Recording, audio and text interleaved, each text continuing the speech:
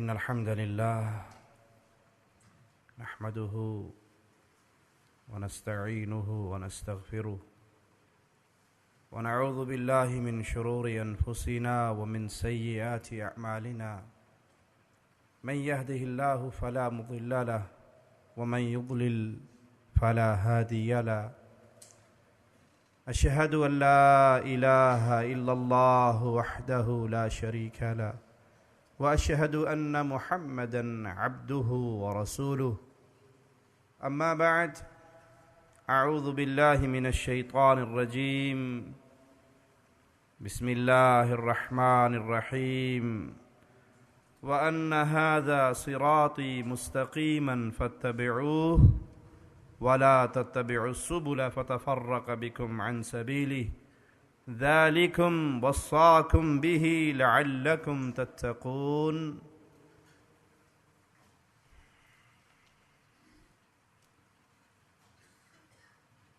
دین اسلام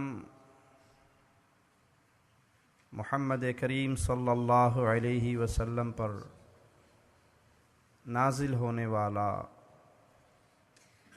آخری دین ہے جو انسان کی زندگی اور اس جہاں کی زندگی کے بعد کے تمام مسائل کو بیان کرتا ہے۔ دین اسلام مکمل ضابطۂ حیات ہے، چونکہ خالق کی طرف سے مخلوق کی ہدایت کے لیے بھیجا ہوا دین ہے، تو اس میں کوئی کمی نہیں ہے، اس میں کوئی پہلو پیاسا نہیں ہے، بلکہ یہ دین اللہ کی طرف سے بھیجا ہوا مکمل دین ہے۔ اور قربان جائیں امام کائنات امام الانبیاء محمد الرسول اللہ صلی اللہ علیہ وسلم کی پیاری زبان پر آپ نے فرمایا، جو کام تمہیں اللہ کی جنت میں لے جا سکتا تھا وہ میں نے بیان کر دیا،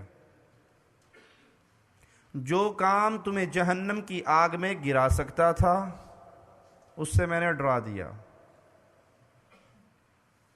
میں تمہیں ایک ایسی ملت پہ چھوڑ کے جا رہا ہوں لیلوہا کنہاریہا، جس کا دن جتنا چمکتا ہے اس کی رات اتنی ہی چمکتی ہے۔ صحابی فرماتے ہیں کہ محمد کریم صلی اللہ علیہ وسلم اس حال میں ہمیں چھوڑ کر گئے کہ آسمان پہ اڑنے والے پرندوں تک کا علم دے کر گئے، اس حال میں چھوڑ کے گئے کہ زندگی کا کوئی ایسا کارنر نہیں ہے جس کے بارے میں مسلمان پریشان ہو کہ یہاں میں نے ہدایت کا راستہ کہاں سے لینا ہے۔ اب اس دین میں جو اضافہ کرے، اس دین میں جو کمی کرے، وہ بڑا ہی بدنصیب انسان ہے۔ اور جو اس دین اسلام کے اندر اضافے کرتا ہے وہ دو میں سے کسی ایک بات کا مرتکب ضرور ہو رہا ہے۔ زبان سے بھلے نہ مانے نہ کہے، اس کا عمل آواز لگا رہا ہے کہ یہ عمل جو میں نے شروع کیا دین میں نہیں تھا، قرآن میں موجود نہیں، احادیث رسول صلی اللہ علیہ وسلم میں نہیں، جو میں شروع کر رہا ہوں، دو میں سے ایک بات ہے، یا تو رسول اللہ صلی اللہ علیہ وسلم بھول گئے، انہیں پتہ ہی نہیں لگا کہ یہ کام کتنا پیارا تھا، اور اگر یہ نہیں تو پھر اس کا عقیدہ یہ ہے کہ نعوذ باللہ ثم نعوذ باللہ، اللہ نے بتایا تھا، محمد نے چھپا لیا صلی اللہ علیہ وسلم۔ اور دونوں عقیدوں والا انسان ہلاکت کی دلدل میں گرا ہوا ہے۔ اگر کوئی یہ گمان کرے کہ مصطفیٰ بھول گئے تو معنی یہ کہ رب کی بھیجی ہوئی شریعت پیاری پوری نہیں ہوئی، بیان پوری نہیں ہوئی۔ اور اگر کوئی یہ کہے کہ اللہ نے تو سارا کچھ بتا دیا تھا، مصطفیٰ نے چھپا لیا، اس لیے ہمیں ضرورت پڑی کہ اس کو ایک نئے ڈھنگ میں بنا کر اسلام کے نام پہ پیش کیا جائے، تو معنی یہ ہے کہ رسول اللہ امین نہیں تھے؟ نعوذ باللہ ثم نعوذ باللہ۔ اسی لیے رسول اللہ صلی اللہ علیہ وسلم کا فرمان سنیے کہ بدعتی سے اللہ توبہ کی توفیق چھین لیتا ہے۔ اس سے بڑی اور ہلاکت کیا ہوگی اہل بدعت کی؟ اسے توبہ کی توفیق نہیں ملتی۔ کیوں؟ زانی زنا کرتا ہے، اس کے دل میں ڈر ہے کہ میں اللہ کی بغاوت، نافرمانی والا کام کر رہا ہوں، وہ شرمندہ ہے اپنے عمل پہ۔ چور چوری کرتا ہے، شرمندہ ہے اپنے عمل پہ، کسی بھی وقت توبہ کر سکتا ہے، کسی بھی وقت رجوع کر سکتا ہے، کسی بھی وقت اللہ سے معافی مانگ کے اپنا معاملہ سیدھا کر سکتا ہے۔ لیکن جو بدعت کر رہا ہے وہ گناہ کے نام پہ نہیں کر رہا، وہ تو ثواب کے نام پہ کر رہا ہے، وہ تو اچھا کام سمجھ کے کر رہا ہے۔ کیا وہ توبہ کرے گا؟ وہ جب اس کو برا سمجھے گا تو توبہ کرے گا۔ جب وہ اس کو برا سمجھتا نہیں، وہ سمجھتا ہے کہ جی کوئی بات نہیں، حدیث میں نہیں ہے، حرج کیا ہے؟ حرج یہ ہے کہ اگر یہ اسلام ہے تو مصطفیٰ نے بیان کیوں نہیں کیا؟ اسلام تو کمپلیٹ ہے، اسلام تو پورا دین ہے۔ اگر یہ اسلام ہے تو پیارے نبی کی حدیث دکھائیے، اور اگر یہ اسلام نہیں ہے، اگر یہ شریعت نہیں ہے، تو آپ جو کام کر رہے ہیں تو مصطفیٰ پہ الزام لگا رہے ہیں کہ آپ کی بھیجی ہوئی شریعت پوری نہیں۔ اہل ایمان کے لیے اللہ کا آرڈر کیا ہے؟ آئیے قرآن حکیم کی آیت کو سامنے رکھتے ہیں، وَأَنَّ هَذَا صِرَاطِي مُسْتَقِيمًا۔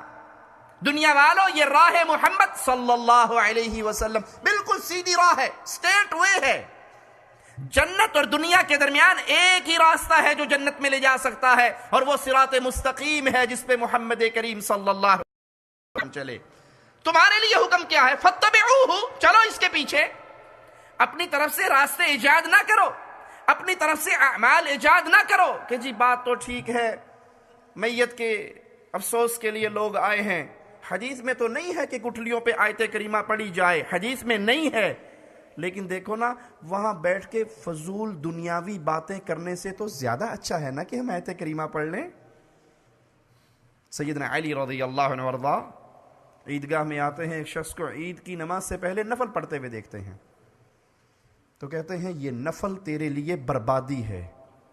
تو کہا علی سبحان اللہ، میں نماز پڑھ رہا ہوں اللہ کے لیے، تو کیا نماز پڑھنے کی وجہ سے برباد ہو جاؤں گا؟ کہا نماز پڑھنے کی وجہ سے برباد نہیں ہوگا، محمد کے دین میں نیا کام کرنے کی وجہ سے برباد ہوگا۔ ویری سمپل مثال اپنے سامنے رکھیے، ایک رکعت میں کتنے سجدے ہیں؟ 2۔ تیسرا سجدہ کوئی شروع کرے تو نعوذ باللہ وہ تیسرے سجدے میں دعائیں پڑھے گا نا، گالیاں تو نہیں دے گا، گانے تو نہیں گائے گا، بیگم سے گپیں تو نہیں ہانکے گا، سبحان ربی الاعلی یہی صدا بلند کرے گا، لیکن یہ تیسرا سجدہ اس کے لیے ہلاکت ہے، کیونکہ وہ کام کر رہا ہے جو محمد الرسول اللہ نے نہیں کیا صلی اللہ علیہ وسلم۔ اذان ختم ہوتی ہے، لا الہ الا اللہ، لا الہ الا اللہ۔ ایک مؤذن کہتا ہے جی بہت اچھی بات ہے، لیکن کلمہ پورا نہیں ہوا، آج سے میں اذان ختم کروں گا لا الہ الا اللہ محمد الرسول اللہ۔ بظاہر بڑی اچھی بات ہے کہ اس نے نبی صلی اللہ علیہ وسلم کا نام لگا کے کلمہ پورا کر دیا، لیکن یہ کلمہ پورا کرنا اس کے لیے ہلاکت و بربادی کا دروازہ کھول دے گا۔ کیوں؟ وہ دین محمد میں اضافہ کر رہا ہے صلی اللہ علیہ وسلم۔ وَلَا تَتَّبِعُوا السُّبُلَ، دوسرے راہوں پہ نہ چلو، ٹیڑھی ترچھی راہوں پہ نہ چلو، صراط مستقیم کو چھوڑ کر، احادیث رسول اللہ کو چھوڑ کر، قرآن حکیم کی آیات کو چھوڑ کر اپنے لیے راستے تلاش نہ کرو کہ جی ٹھیک ہے حدیث میں نہیں، لیکن حرج کیا ہے؟ لائٹیں بند کر کے اگر ذکر ہو جائے، اللہ اللہ کی صدائیں بلند ہو جائیں تو حرج کیا ہے؟ تیسرے دن کا ختم، 7ویں کا ختم، 9ویں کا ختم، 10ویں کا ختم، 40واں قول برسی حدیث میں نہیں ہے، مانتے ہیں، لیکن حرج کیا ہے؟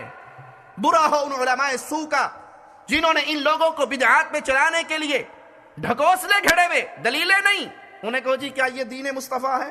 کہو جی اچھا آپ کو دین مصطفیٰ کی بڑی غیرت ہے۔ نبی کے دور میں کنکریٹ ہوتا تھا مسجد کی چھت پہ، نبی کے دور میں پنکھے چلتے تھے، نبی کے دور میں لائٹنگ ہوتی تھی، قالین بچتے تھے۔ سبحان اللہ، کیا یہ دین ہے؟ کیا یہ اسلام ہے؟ کیا کسی عالم نے یہ فتویٰ دیا کہ جس مسجد میں لائٹیں نہیں، موم بتیاں جل رہی ہیں، وہاں نماز 12% ملے گی، اور جہاں لائٹیں ہیں وہاں 25% ملے گی؟ یہ فتویٰ کسی نے دیا؟ یہ دنیاوی ضروریات ہیں جس کو اٹھا کر آپ اپنی جہالت کے سامنے دلیل کے طور پہ پیش کرتے ہیں۔ نبی صلی اللہ علیہ وسلم جہاز میں بیٹھے تھے، نبی صلی اللہ علیہ وسلم نے ٹرین میں سفر کیا، پیارے نبی نے کیا کار چلائی؟ ارے بھائی اگر یہ چیزیں اس دور میں ہوتی اور مصطفیٰ استعمال نہ کرتے، رب محمد کی قسم ہم بھی نہ کرتے۔ ڈھول اس دور میں تھا، میرے نبی نے اس کی آواز سننا پسند نہیں کی، ہم بھی نہیں کرتے۔ اگر یہ چیزیں وہاں پر ہوتی، مصطفیٰ ترک کرتے، ہم ترک کرتے۔ یہ تو دنیا کی مثالیں ہیں، یہ دین اسلام پہ نہیں فٹ ہو سکتی۔ فَتَفَرَّقَ بِكُمْ عَنْ سَبِيلِهِ، اگر تم اللہ کے نبی کے راستے کو چھوڑ کر اور راہوں کے راہی بنو گے تو نتیجہ یہ نکلے گا تمہارے ہاتھ سے جنت کا راستہ گم ہو جائے گا۔ یہاں صراط مستقیم سے مراد قرآن و حدیث کا راستہ، اور اہل بدعت کا راستہ وہ ہے جو قرآن و حدیث سے ہٹا ہوا ہو۔ آئیے مالک کا فرمان سنتے ہیں، وَعَلَى اللَّهِ قَصْدُ السَّبِيلِ وَمِنْهَا جَائِرٌ وَلَوْ شَاءَ لَهَدَاكُمْ أَجْمَعِينَ، اللہ پر سیدھی راہ بتا دینا ہے، اور وہ مالک نے بتا دی۔ آؤ چلو محمد کریم کے راستے پر، اتبعوا ما انزل الیکم من ربکم ولا تتبعوا من دونه اولیاء، اگر پیچھے چلنا ہے، فٹ پرنٹ پہ قدم رکھنے ہیں تو وہ صرف ایک راستہ ہے جو محمد کے مبارک سینے پہ نازل ہوا، اس کے اوپر چلتے رہو، اس کو مانتے رہو۔ اس کو چھوڑ کر اپنے کسی ولی، کسی بزرگ، کسی دوست، کسی پیارے کی راستے پہ نہ چلنا، کیونکہ وہ ایک ہستی ہے جس کی ہر بات کی گارنٹی عرش والے نے دی ہے، اور وہ نام ہے محمد الرسول اللہ صلی اللہ علیہ وسلم۔ پیارے حبیب کے علاوہ اور کسی کا ایسا مقام نہیں۔ وَلَوْ شَاءَ، اور اللہ اگر چاہتا، لَهَدَاكُمْ أَجْمَعِينَ، تم سب کو ہدایت دے دیتا، لیکن یہ آزمائش ہے دنیا۔ اس دنیا کی زندگی کے بعد جنت ہے یا جہنم ہے، یہ آزمائش ہے، اور جنت اور جہنم کا فیصلہ ہے امام اعظم، قائد اعظم، رہبر اعظم محمد الرسول اللہ صلی اللہ علیہ وسلم کی مبارک ہستی پر، جس کا عمل محمدی ہے، جس کا عمل پیارے نبی کے عمل کے مطابق ہے، اس کے لیے جنت کے دروازے کھلتے جائیں گے، اور جس کا عمل ہے، عملوں کے انبار ہیں، مصطفیٰ کی سنت نہیں ہے، وہ سارے ریت کے ذرات بنا دیے جائیں گے۔ فاروق اعظم رضی اللہ عنہ وارضاہ ایک یہودی کو دیکھتے ہیں جو عبادت کر رہا، بڑی سخت محنت کر رہا، آنکھوں میں آنسو آ جاتے ہیں امیر المومنین کے، کہا یہ کتنی محنت کر رہا ہے لیکن اس کا ٹھکانہ جنت نہیں ہو سکتا، کیوں؟ اس کا عمل محمد کریم صلی اللہ علیہ وسلم کی شریعت کے مطابق نہیں۔ اس آیت میں قصد السبیل سے مراد حق کا راستہ، اور ٹیڑھے راستوں سے مراد اہل بدعت کا راستہ، جنہوں نے ہمیشہ دلیل ایک ہی پکڑنی ہوتی ہے، حدیث میں نہیں تو کوئی بات نہیں، کام اچھا ہے، ہم کہتے ہیں اچھوں کے سردار محمد الرسول اللہ نے یہ کام بیان نہیں کیا۔ آپ کی عقل میں کوئی چیز اچھی ہو، وہ اس وقت تک اچھی نہیں ہو سکتی جب تک پیارے حبیب کی حدیث نہ آ جائے۔ ہم کہتے ہیں آپ کی عقل تو بہت دور کی بات ہے، سمجھانے کے لیے حدیث سنا دوں۔ اگر صحابی کسی عمل کو اچھا عمل سمجھے اور وہ مصطفیٰ علیہ صلاۃ والسلام سے منظور شدہ نہ ہو تو صحابی کا عمل بھی اچھا ہو سکتا؟ پیارے حبیب صلی اللہ علیہ وسلم ایک صحابی کے گھر سے نکلتا ہوا خون، لہو دیکھتے ہیں عید کی نماز سے پہلے، ما ھذا الدم، یہ خون کیسا ہے؟ کہا یا رسول اللہ صلی اللہ علیہ وسلم آج میں نے قربانی عید کی نماز سے پہلے ہی کر لی، نیت یہ تھی کہ جلدی سے گوشت تیار کر لوں، نماز پڑھ کے فوراً آؤں، فقراء، ایتام، غریبوں کے اندر میری قربانی کا گوشت تقسیم ہو جائے، اللہ کتنا راضی ہوگا، سب سے پہلے یتیم کے پیٹ میں میری قربانی کا گوشت جائے گا۔ آپ نے فرمایا تو نے گوشت کی بکری کاٹی ہے، قربانی والی بکری نہیں کاٹی۔ اگر تو نے قربانی کو منظور کروانا ہے تو محمد کی سیرت پہ چلتے ہوئے نماز کے بعد قربان کرنا ہوگا صلی اللہ علیہ وسلم۔ پیارے بھائی یہ صحابی ہے، نیت کتنی پیاری ہے، نیت کتنی اچھی ہے۔ یہ کہنے والوں کے گھر میں درویشوں کو بلا کر ماں کے مرنے پر اگر قرآن حکیم کی تلاوت کروا کے ایصال ثواب کر لیا جائے تو حرج کیا ہے؟ ارے صحابی رسول نیت کر رہے ہیں کہ یتیموں کے منہ میں سب سے پہلے میری قربانی کا گوشت پہنچے، اور پیارے نبی فرما رہے ہیں قربانی نہیں ہوئی دوبارہ کر، اور سنت رسول اللہ پہ چلتا ہوا کر صلی اللہ علیہ وسلم۔ مالک کا فرمان سنیے، ان الذین فرقوا دینہم وکانوا شیعا لست منہم فی شیء انما امرہم الی اللہ، جنہوں نے اپنے دین کو جدا جدا کر دیا، مسائل کو الگ الگ کر دیا، لوگوں کو بانٹ دیا، گروہوں میں بٹ گئے، آپ کا ان سے کوئی تعلق نہیں، یاد کیجئے اللہ کی قسم، سنت رسول ایک ایسی چیز ہے جو امت کو جوڑتی ہے، امت کو جمع کرتی ہے، ایک پلیٹ فارم پہ اکٹھا کرتی ہے۔ بدعات ایسی چیز ہے جو امت کو جدا کر دیتی ہے۔ پیارے نبی صلی اللہ علیہ وسلم کی سنت ہے، کسی کے گھر میں میت ہو جائے، آپ کا حکم ہے جنازے کو جلدی لے کر چلو، جنازے کو جلدی لے کر چلو، اس کو جلدی دفناؤ۔ جنازے کی تکفین، تجہیز، اس کی احادیث مبارکہ کے اندر احکامات موجود ہیں، یہ سنت ہے۔ جب سنت کے مطابق جنازہ چلے گا تو پیارے نبی صلی اللہ علیہ وسلم کی امت ایک ہوگی، اس کی صورت ایک ہوگی۔ اور جب سنت کو چھوڑیں گے، میں نے پنجاب کے اندر ایک جنازہ ایسا بھی دیکھا اور میرے پاس وہ ویڈیو صورت میں موجود ہے، اس کا کلپ۔ بندہ مر گیا، باقاعدہ بینڈ باجے والی وردیوں والی ٹیم آ کے اس جنازے کے اوپر باجے بجا رہی ہے اور ڈھول کی دھمک میں اس کو روانہ کیا جا رہا ہے۔ انا للہ و انا الیہ راجعون۔ ایک کلپ اہل بدعت کا مجھے ایسا بھی نظر آیا، وہ میت کی قبر پہ آئے اور دو پارٹیاں بن گئی۔ شاید آپ کے یو کے ہی کا وہ ڈرامہ ہے۔ ایک پارٹی نے قبر کے اوپر کھڑے ہو کے سورت یاسین شروع کر دی اور دوسری پارٹی نے ایک ایک فٹ کے گھنگرو پاؤں میں باندھ کے 6 بندوں نے پرلی طرف ہو کے ناچنا شروع کر دیا اور دھمال ڈالنی شروع کر دی۔ جیسے زبان حال سے کہہ رہے ہو بھی فرشتے اگر آئے تو اسی تو مال پا کے اپنے پاس سے کر لیں گے بھی انہوں کچھ نہ کیا جے سانو ویکھ لو۔ انا للہ و انا الیہ راجعون۔ دین مصطفیٰ امت کو جوڑتا ہے، بدعات امت کو توڑتی ہیں۔ اور یاد رکھیے گا، سنت بین الاقوامی ہوا کرتی ہے، آپ جہاں بھی جائیں گے حدیث رسول ایک رہے گی، سنت رسول ایک رہے گی۔ اور بدعت علاقائی ہوتی ہے، جہاں جاؤ گے ہر علاقے کی نئی بدعت نظر آئے گی۔ تو مالک ان کے بارے میں فرماتا ہے آپ کا ان سے کوئی تعلق نہیں، جنہوں نے دین کو ٹکڑوں میں بانٹ دیا، جنہوں نے دین کی شکلیں مختلف بنا دی، آپ کا ان سے کوئی لنک نہیں۔ ان کا معاملہ اللہ کے ساتھ ہے۔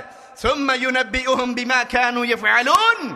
یہ محمد کریم کی سنت کے خلاف عمل کر کے اللہ کے پاس جب آئیں گے تو ان کے ایک ایک عملوں کے بارے میں ان کو بتایا جائے گا کہ تمہارے یہ اعمال تو ہیں لیکن عاملۃ ناصبہ تصلی نارا حامیہ، تمہارا کوئی عمل اللہ کے ہاں قبول نہیں ہو سکا کیونکہ تمہارے عملوں پر محمد کی مہر نہیں تھی صلی اللہ علیہ وسلم۔ وَلَا تَكُونُوا مِنَ الْمُشْرِكِينَ۔ مالک فرماتا ہے اہل شرک میں شامل نہ ہونا۔ من الذین فرقوا دینہم وکانوا شیعا، جنہوں نے اپنے دین کو ٹکڑے ٹکڑے کر دیا، جنہوں نے اپنے دین کو پارٹی میں، گروہوں میں بانٹ دیا، دین کی شکلیں مختلف کر دی اور گروہوں میں تقسیم ہو گئے۔ کل حزب بما لدیہم فرحون، ہر گروہ خوش ہو رہا ہے جو اس کے ہاتھ میں ہے، اس کو لے کے مزے کر رہا ہے۔ جی بات ٹھیک ہے، آپ ماننے نہ مانے، ہمارے پیر صاحب نے کہا ہے اس عمل کے اندر بڑی خیر و برکت ہے۔ ایک ذکر کے عمل کو اپنے سامنے رکھیے اور اللہ کی قسم اس ذکر کے عمل پر آپ کو ہزاروں پارٹیاں مل جائیں گی۔ پیارے نبی کے صحابی عبداللہ ابن مسعود مسجد میں آئے، لوگوں کو دیکھ کر ڈھیریے پتھر رکھے ہوئے ہیں، گروپ بنے ہوئے ہیں، اور ایک کہتے ہیں سبحان اللہ، سارے کہتے ہیں سبحان اللہ، ایک کہتا ہے اللہ اکبر، سارے کہتے ہیں اللہ اکبر۔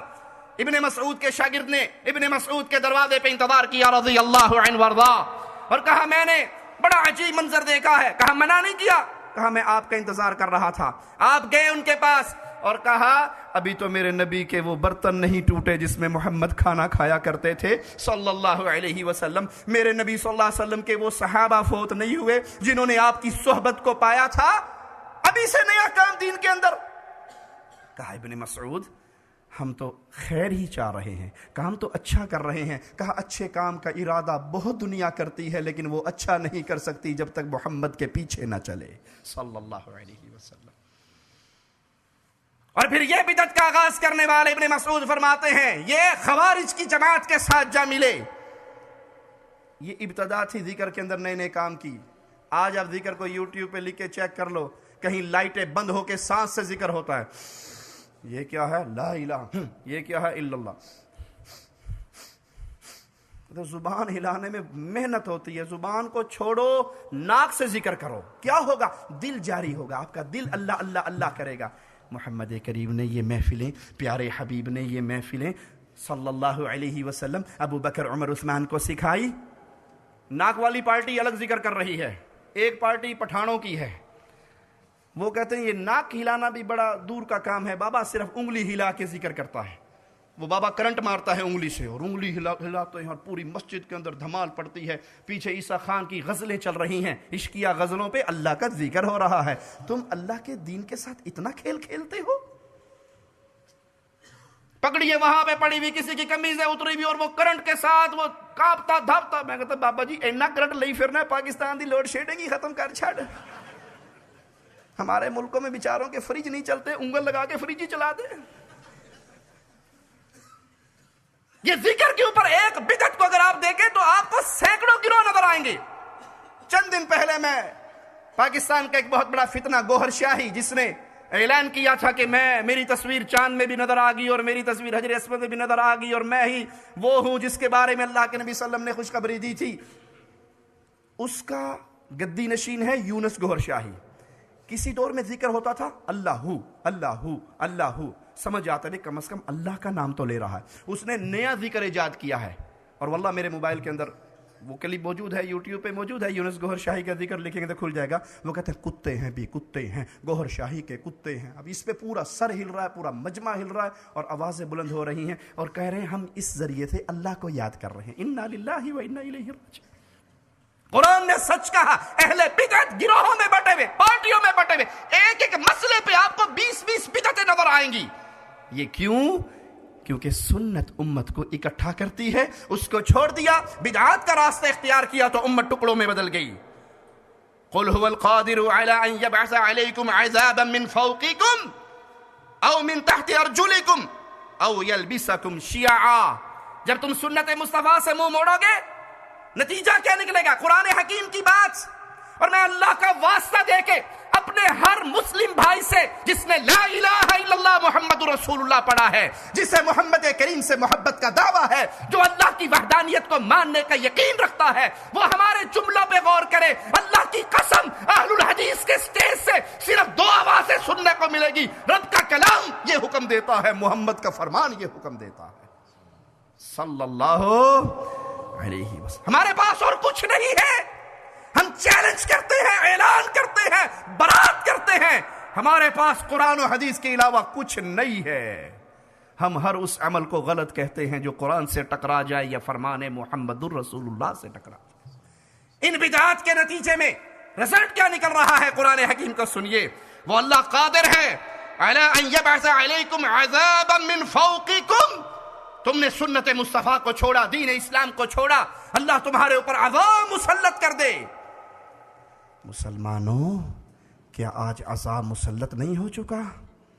کیا تاریخ نے کبھی یہ دن بھی دیکھے تھے کہ مسلمان معصوم بچے سکول پڑھنے جائیں اور سکول پڑھنے والے بچوں کا قتل عام کر دیا جائے؟ کیا یہ عذاب نہیں ہے؟ معصوم بچیاں مدرسے میں اللہ کا دین سیکھنے جائیں اور بمباری کر کے پورے مدرسے کی بچیوں کو زمین کی خاک میں دبا دیا جائے، کیا یہ عذاب نہیں ہے؟ نہ مسجدیں بچی، نہ مدرسے بچے، نہ عبادت خانے بچے، نہ بازار بچے۔ بازار گھر سے نکلتا ہے سبزی لینے کے لیے، کٹی پھٹی ہوئی لاش ماں کی آنکھوں کے سامنے اس کی ممتا کا جنازہ نکالتی ہے، کیا یہ عذاب نہیں ہے؟ گھر سے نکلنے والے کو ماں 4 دفعہ دیکھتی ہے، بیٹا پتہ نہیں زندہ واپس بھی آئے گا یا نہیں، کیا یہ عذاب نہیں ہے؟ یہ عذاب ہے۔ محمد کریم کے آنے سے پہلے یہی عذاب موجود تھا، حاجیوں کو لوٹا جاتا تھا، بیت اللہ کے پڑوس میں لوگوں کو قتل کیا جاتا، اغوا کیا جاتا تھا۔ پیارے حبیب آئے تھے، لوگ ان کے دامن سے جڑے تھے، پھر ایک عورت نکلتی تھی، سینکڑوں میل سفر کرتی تھی، اسے صرف اللہ کا ڈر ہوا کرتا تھا۔ اور آج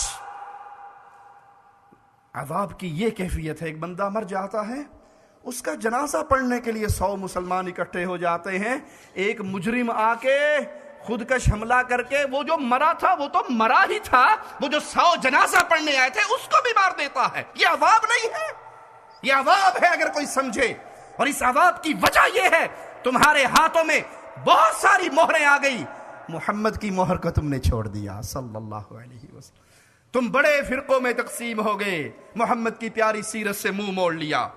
اللہ چاہتا ہے، اللہ فرماتا ہے اگر تم اسی راستے پہ چلے تو وہ قادر ہے تمہارے پر عذاب مسلط کرے، تمہیں گروہوں میں بانٹ دے، مسجدیں بنتی ہیں لوگوں کو اللہ کی عبادت کے لیے بلانے کے لیے. ہم نے ایسی مسجدیں بھی دیکھی جن کے باہر بورڈ لگا ہوا ہوتا ہے اس مسجد میں وابیوں کا داخلہ منع ہے, اس مسجد میں فلانے گروپ کا داخلہ منع ہے, اس مسجد میں فلاں گروپ کا. ارے مسجد تو ہے, آپ اذان دیتے ہو حی علی الصلاۃ اور پھر اس میں پابندی لگاتے ہو فلاں نہ آئے فلاں نہ آئے. یہ عذاب ہے, یہ لعنت ہے اللہ کی طرف سے جو سنت رسول صلی اللہ علیہ وسلم کو چھوڑنے کی وجہ سے ملی ہے. فَلْيَحْذَرِ الَّذِينَ يُخَالِفُونَ عَنْ أَمْرِهِ أَن تُصِيبَهُمْ فِتْنَةٌ. ڈرنا چاہیے, اللہ مالک فرما رہا ہے ڈرنا چاہیے. کن کو؟ الذین یخالفون عن امرہ, جو محمد کی سنت کی مخالفت کرتے ہیں. جی ٹھیک ہے حدیث تو ہے, مولانا صاحب حدیث ہے لیکن ہمارے مذہب کے خلاف ہے. مولانا صاحب حدیث ہے لیکن مولوی صاحب نے کہا جی یہ حدیث ہم نے نہیں ماننی. حدیثیں بھی الگ ہو گئی, کلام الہی کے ترجمے بھی تم نے الگ کرنے کی کوششیں کر لی. یہ عذاب ہے جس کی طرف مالک ڈرا رہا ہے. فَلْيَحْذَرِ الَّذِينَ, ڈر جائیں وہ لوگ, یخالفون عن امرہ, جو مخالفت کرتے ہیں محمد کی حدیثوں کی, محمد کی سنتوں کی, محمد کے دین کی صلی اللہ علیہ وسلم. کس چیز سے ڈر جائیں؟ ان تصیبہم فتنہ, وہ کہیں فتنے میں مبتلا نہ ہو جائے. اور آج فتنے میں امت مبتلا نہیں ہو گئی. فتنوں کے ایسے ایسے دروازے کھلے ہیں انسان سوچ بھی نہیں سکتا. او یصیبہم عذاب علیم, یا ان کو دردناک عذاب ملے. امت پہ عذاب کا کوڑا بھی برس رہا ہے, فتنے کے دروازے بھی کھل گئے ہیں. اس کی وجہ یہ ہے امت نے سنت رسول کو چھوڑ کر بدعت کا رواج عام کر لیا ہے. صرف ایک شیطانی جملہ یاد رکھے جی, حرج کیا ہے. حرج یہ ہے اگر آپ اس کو دین کہتے ہو, اگر آپ اس کو دین کہتے ہو تو اس کے لیے تلاش کیجئے مصطفیٰ کا حکم. میں مثال دے کے سمجھاتا ہوں. یہاں آپ یو کے میں رہتے ہو, پیپسی کی مشین آپ نے دیکھا ہوگا یہاں باہر روڈ پہ لگی ہوئی ہوتی ہے. اس میں پاؤنڈ ڈالو, یو کے کی کرنسی ڈالو تو پیپسی نکل آتی ہے. جی پاکستانی روپیہ ڈالو نکلتی ہے؟ ٹرائی تو کتنی ہونی, نکلی نہیں. ڈال کے دیکھو, لیکن صرف یہ نہیں کہ پیپسی نہیں نکلتی, وہ مشین جتنی جلدی سے بابا جنا کا نوٹ لیتی ہے اتنی تیزی سے باہر پھینکتی ہے. پھڑ اپنے پیسے, پیپسی پینے آ گئے ہیں. کیوں؟ یہ بابا جنا کا بھی تو نوٹ ہی ہے نا, مہر ہے, سائن ہے, جعلی 2 نمبر نہیں ہے, لیکن پھر بھی وہ مشین اس کو قبول نہیں کرتی. وہ کہتی ہے کہ آپ یو کے میں رہتے ہو, یہ کنگڈم ہے, یہاں کی حکومت کی مہر لے کر آؤ تو آپ کو اہلاً و سہلاً ویلکم کہا جائے گا, جو مانگو گی آپ کو مل جائے گا. اور جس باؤنڈری میں آپ رہتے ہو, جس حکومت کا سکہ یہاں پہ چلتا ہے, دوسری حکومت کا سکہ چلاؤ گے تو ماں سلامہ, پھر باہر جاؤ, ہمیں ضرورت نہیں ہے. بھائی ایک سکہ میں آپ کو بتاؤں جو قیامت کے دن چلے گا. محمد فرق بین الناس صلی اللہ علیہ وسلم. اللہ کا واسطہ ہے, بڑے درد کے ساتھ, بڑی محبت کے ساتھ یہ پیغام دے رہا ہوں.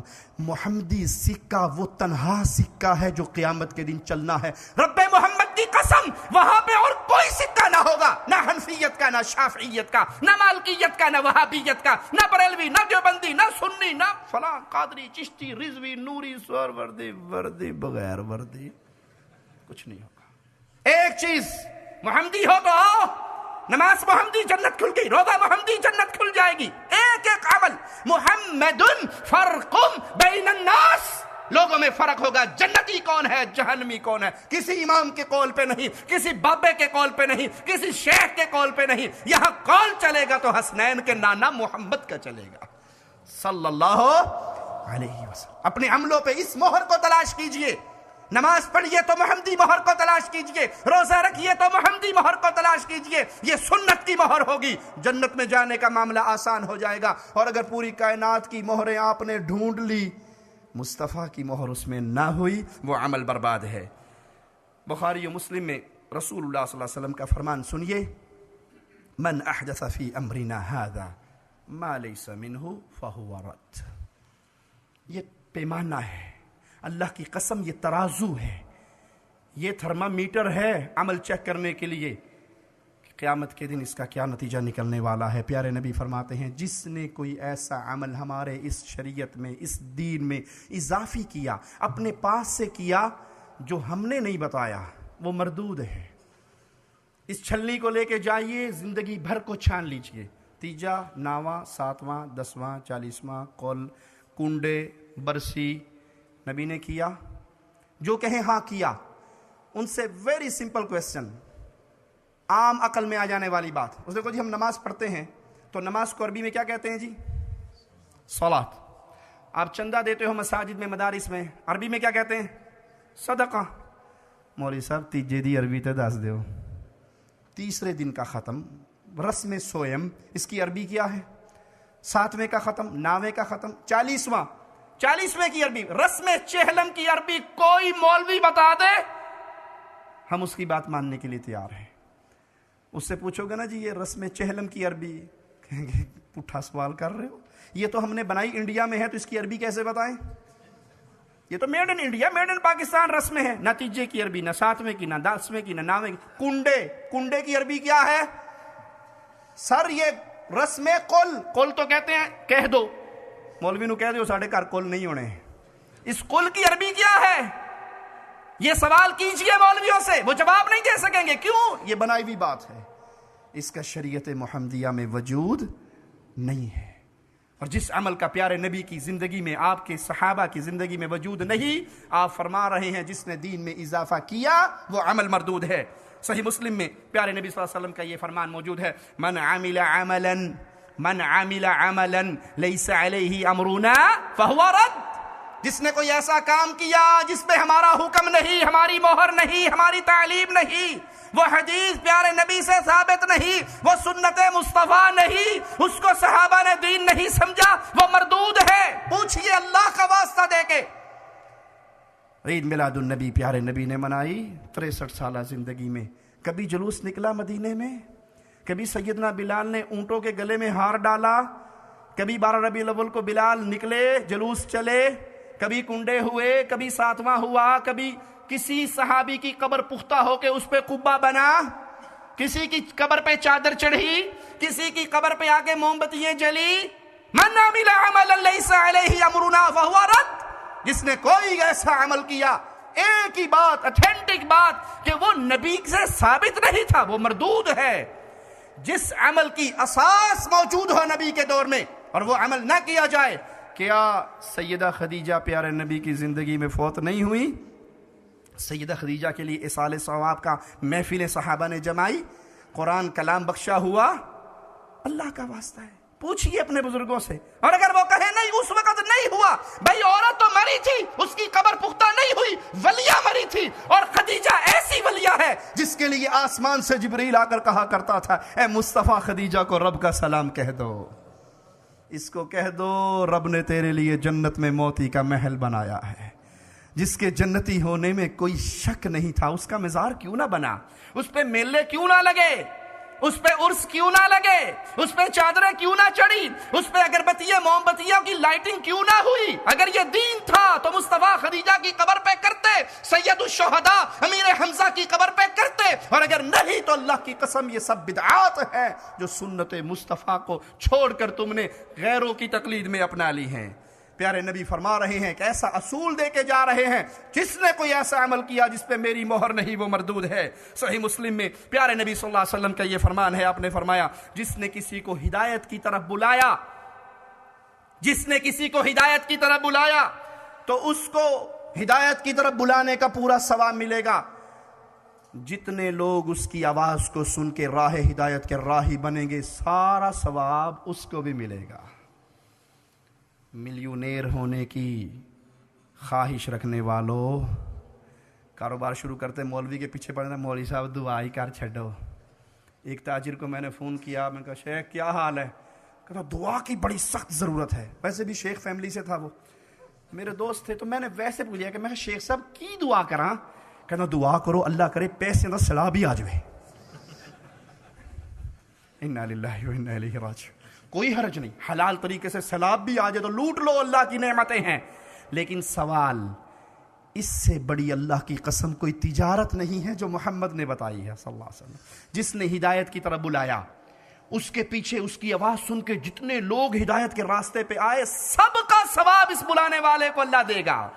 اگر آپ آواز لگاتے ہو بھائیو سیدنا علی نے اللہ سے مانگا، محمد کریم نے اللہ سے مانگا، موسیٰ علیہ السلام نے اللہ سے مانگا، سیدنا یونس علیہ السلام نے اللہ سے مانگا، ابراہیم علیہ السلام نے اللہ سے مانگا، تم بھی اللہ سے مانگو۔ جو فوت ہو گئے وہ جنتوں میں چلے گئے، قبروں میں دفن ہو گئے، دنیا میں ان کا کوئی اختیار نہیں ہے۔ آپ کی آواز سن کے اگر کوئی یا علی کہنے سے باز آ گیا، آپ کی آواز سن کے کسی نے اپنی پیشانی کو قبروں سے اٹھا کے مولا کے سامنے جھکانا شروع کر دیا، آپ کی آواز سن کے گلے میں پڑے ہوئے تعویذوں کو توڑ دیا، آپ کی آواز سن کے قرآن حکیم سے جڑ گیا، آپ کی آواز سن کے سنت مصطفیٰ سے جڑ گیا، جب تک زندہ رہے گا جتنی نیکی یہ کرے گا سارا ثواب آپ کے اکاؤنٹ میں آئے گا۔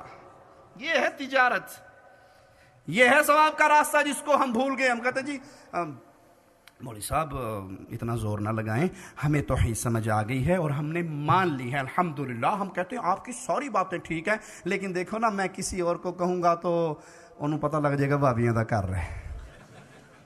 یہ کام آپ کے ذمہ، روڑا پائی رکھو، سانو نہ کچھ کہو، ہم سے جو چندہ لینا ہے وہ لے لو، لیکن ہم کسی کو دعوت دیں، ہم اپنے دروازے پہ آئے ہوئے سے کہیں کہ یہ کنڈوں کا حلوہ ہم نے نہیں لینا، ہم کہیں کہ یہ حسین کے نام کی سبیل ہم نے نہیں لینی، ہم کہیں تو وہ الیکشن میں ووٹنگ جب ہوتی ہے تو بیڑا غرق ہو جائے گا، میری زندگی میں بھابی ہے کتنے جڑے ووٹ پان گے، تو اس کا معنی یہ ہے کہ ہم نے محمد کی سنت کو چھوڑ دیا۔ پیارے نبی صلی اللہ علیہ وسلم فرما رہے ہیں اس کے ثواب میں کوئی کمی نہیں ہوگی، جتنی نیکی وہ کریں گے اتنا اجر اس کو بھی ملے گا۔ اور جس نے گمراہی کی طرف بلایا سنیے اور سنائیے، یاد کیجیے اور آگے پہنچائیے، جس نے گمراہی کی طرف بلایا، جس نے قبروں کے سجدوں کی طرف بلایا، جس نے مردوں کو غوث اعظم کہنے کی طرف بلایا، جس نے غیر اللہ سے مدد مانگنے کی طرف بلایا، جس نے غیر اللہ سے امیدیں لگانے کی طرف بلایا، تو پھر وہ سارا گناہ اس کے ذمہ ہوگا۔ اس کے پیچھے جتنے چلیں گے وہ سب گناہگار ہوں گے، ان کے اکاؤنٹ میں گناہ کم نہیں ہوں گے، لیکن سارا گناہ اس مولوی کے کھاتے میں بھی پڑیں گے جو گمراہی کی طرف چلا رہا ہو۔ جو سنت کی طرف بلائے اہل سنت کے سارے ثواب لے جائے، جو بدعت کی طرف بلائے وہ اہل بدعت کا سارا گناہ لے کے جائے گا۔ بخاری و مسلم میں ہے، سیدنا حذیفہ رضی اللہ عنہ سے روایت ہے، فرماتے ہیں میں نے پیارے نبی سے ہمیشہ لوگ خیر کا سوال کرتے تھے، میں شر کا سوال کرتا تھا۔ لوگ خیر کے بارے میں پوچھتے تھے، میں شر کے بارے میں پوچھتا تھا، اس ڈر سے کہ بے علمی میں کہیں شر کے چنگل میں پکڑا نہ جاؤں۔ آج بھی لوگ کہتے ہیں جی مول صاحب ٹھنڈی میٹھی گلاں کریا کرو، میٹھی میٹھی باتیں کیا کریں، ہاتھ ہلکا رکھا کریں۔ پیارے بھائی جب آپ کو یہ پتہ ہی نہ ہو کہ شرک ہے کیا تو آپ کیسے فیصلہ کرو گے یہ حلال ہے یہ حرام ہے، یہ گناہ ہے یہ ثواب ہے، جب تک آپ یہ جانو ہی نہ کہ بیماری ہے کیا۔ اس لیے لازم ہے اہل ایمان پہ وہ توحید کو بھی سمجھے اور اللہ کے ساتھ ہونے والے شرک کو بھی سمجھے، اس لیے کہ کہیں غلطی سے اس کے اندر گر نہ جائے۔ کہا میں جان بوجھ کے شر کے بارے میں زیادہ سوال کیا کرتا تھا، تو میں نے کہا اللہ کے نبی صلی اللہ علیہ وسلم آپ کے آنے سے پہلے ہم شر میں مبتلا تھے، بتوں کی پوجا کیا کرتے تھے، آپ آئے اللہ نے ہمیں وہ خیر عطا فرمائی جو کسی اور کے نصیبے میں نہیں آئی، کہ اس کے بعد بھی کوئی شر ہے؟ آپ نے فرمایا ہاں حذیفہ اس کے بعد پھر شر آئے گا۔ کہا میں نے پوچھا اس شر کے بعد بھی کوئی خیر آئے گی؟ کہا ہاں اس کے بعد خیر آئے گی، لیکن اس خیر میں فساد ہوگا۔ میں نے کہا وہ فساد کیا ہے؟ پیارے نبی کی حدیث صحیح بخاری صحیح مسلم قرآن کے بعد اتھینٹک ترین بکس ہے، سیدنا حذیفہ کی روایت ہے اس شر کے بعد خیر آئے گی لیکن خیر میں کچھ فساد ہوگا۔ میں نے کہا اللہ کے نبی صلی اللہ علیہ وسلم وہ فساد کیا ہوگا؟ کہا کچھ لوگ ہوں گے وہ ایسے نئے نئے طریقے ایجاد کریں گے جو محمد کے بتائے ہوئے نہیں ہوں گے صلی اللہ علیہ وسلم۔ کچھ لوگ ایسے طریقے ایجاد کر لیں گے جو پیارے نبی نے نہیں بتائے ہوں گے، ان طریقوں پہ چلنے والے اس فساد کی راہ پہ چلیں گے۔ اور زمانے میں یہ بات واضح ہو چکی ہے کہ آج کلمہ پڑھنے والوں میں یہ سینس ختم ہو گئی کہ ہم چیک کریں یہ حدیث رسول ہے یا نہیں، یہ ثابت ہے محمد کریم صلی اللہ علیہ وسلم کی شریعت سے۔ جی کام اچھا ہے، جی ثواب کا کام ہے، نیکی کا کام ہے، کرنا چاہیے۔ ارے بھائی کہیں اس نیکی کے کام کے چکر میں آپ جہنم کا انگارہ نہ بن جائیں۔ وہ نیکی بنتی ہی تب ہے جب محمد کی زبان سے ادا ہوتی ہے صلی اللہ علیہ وسلم۔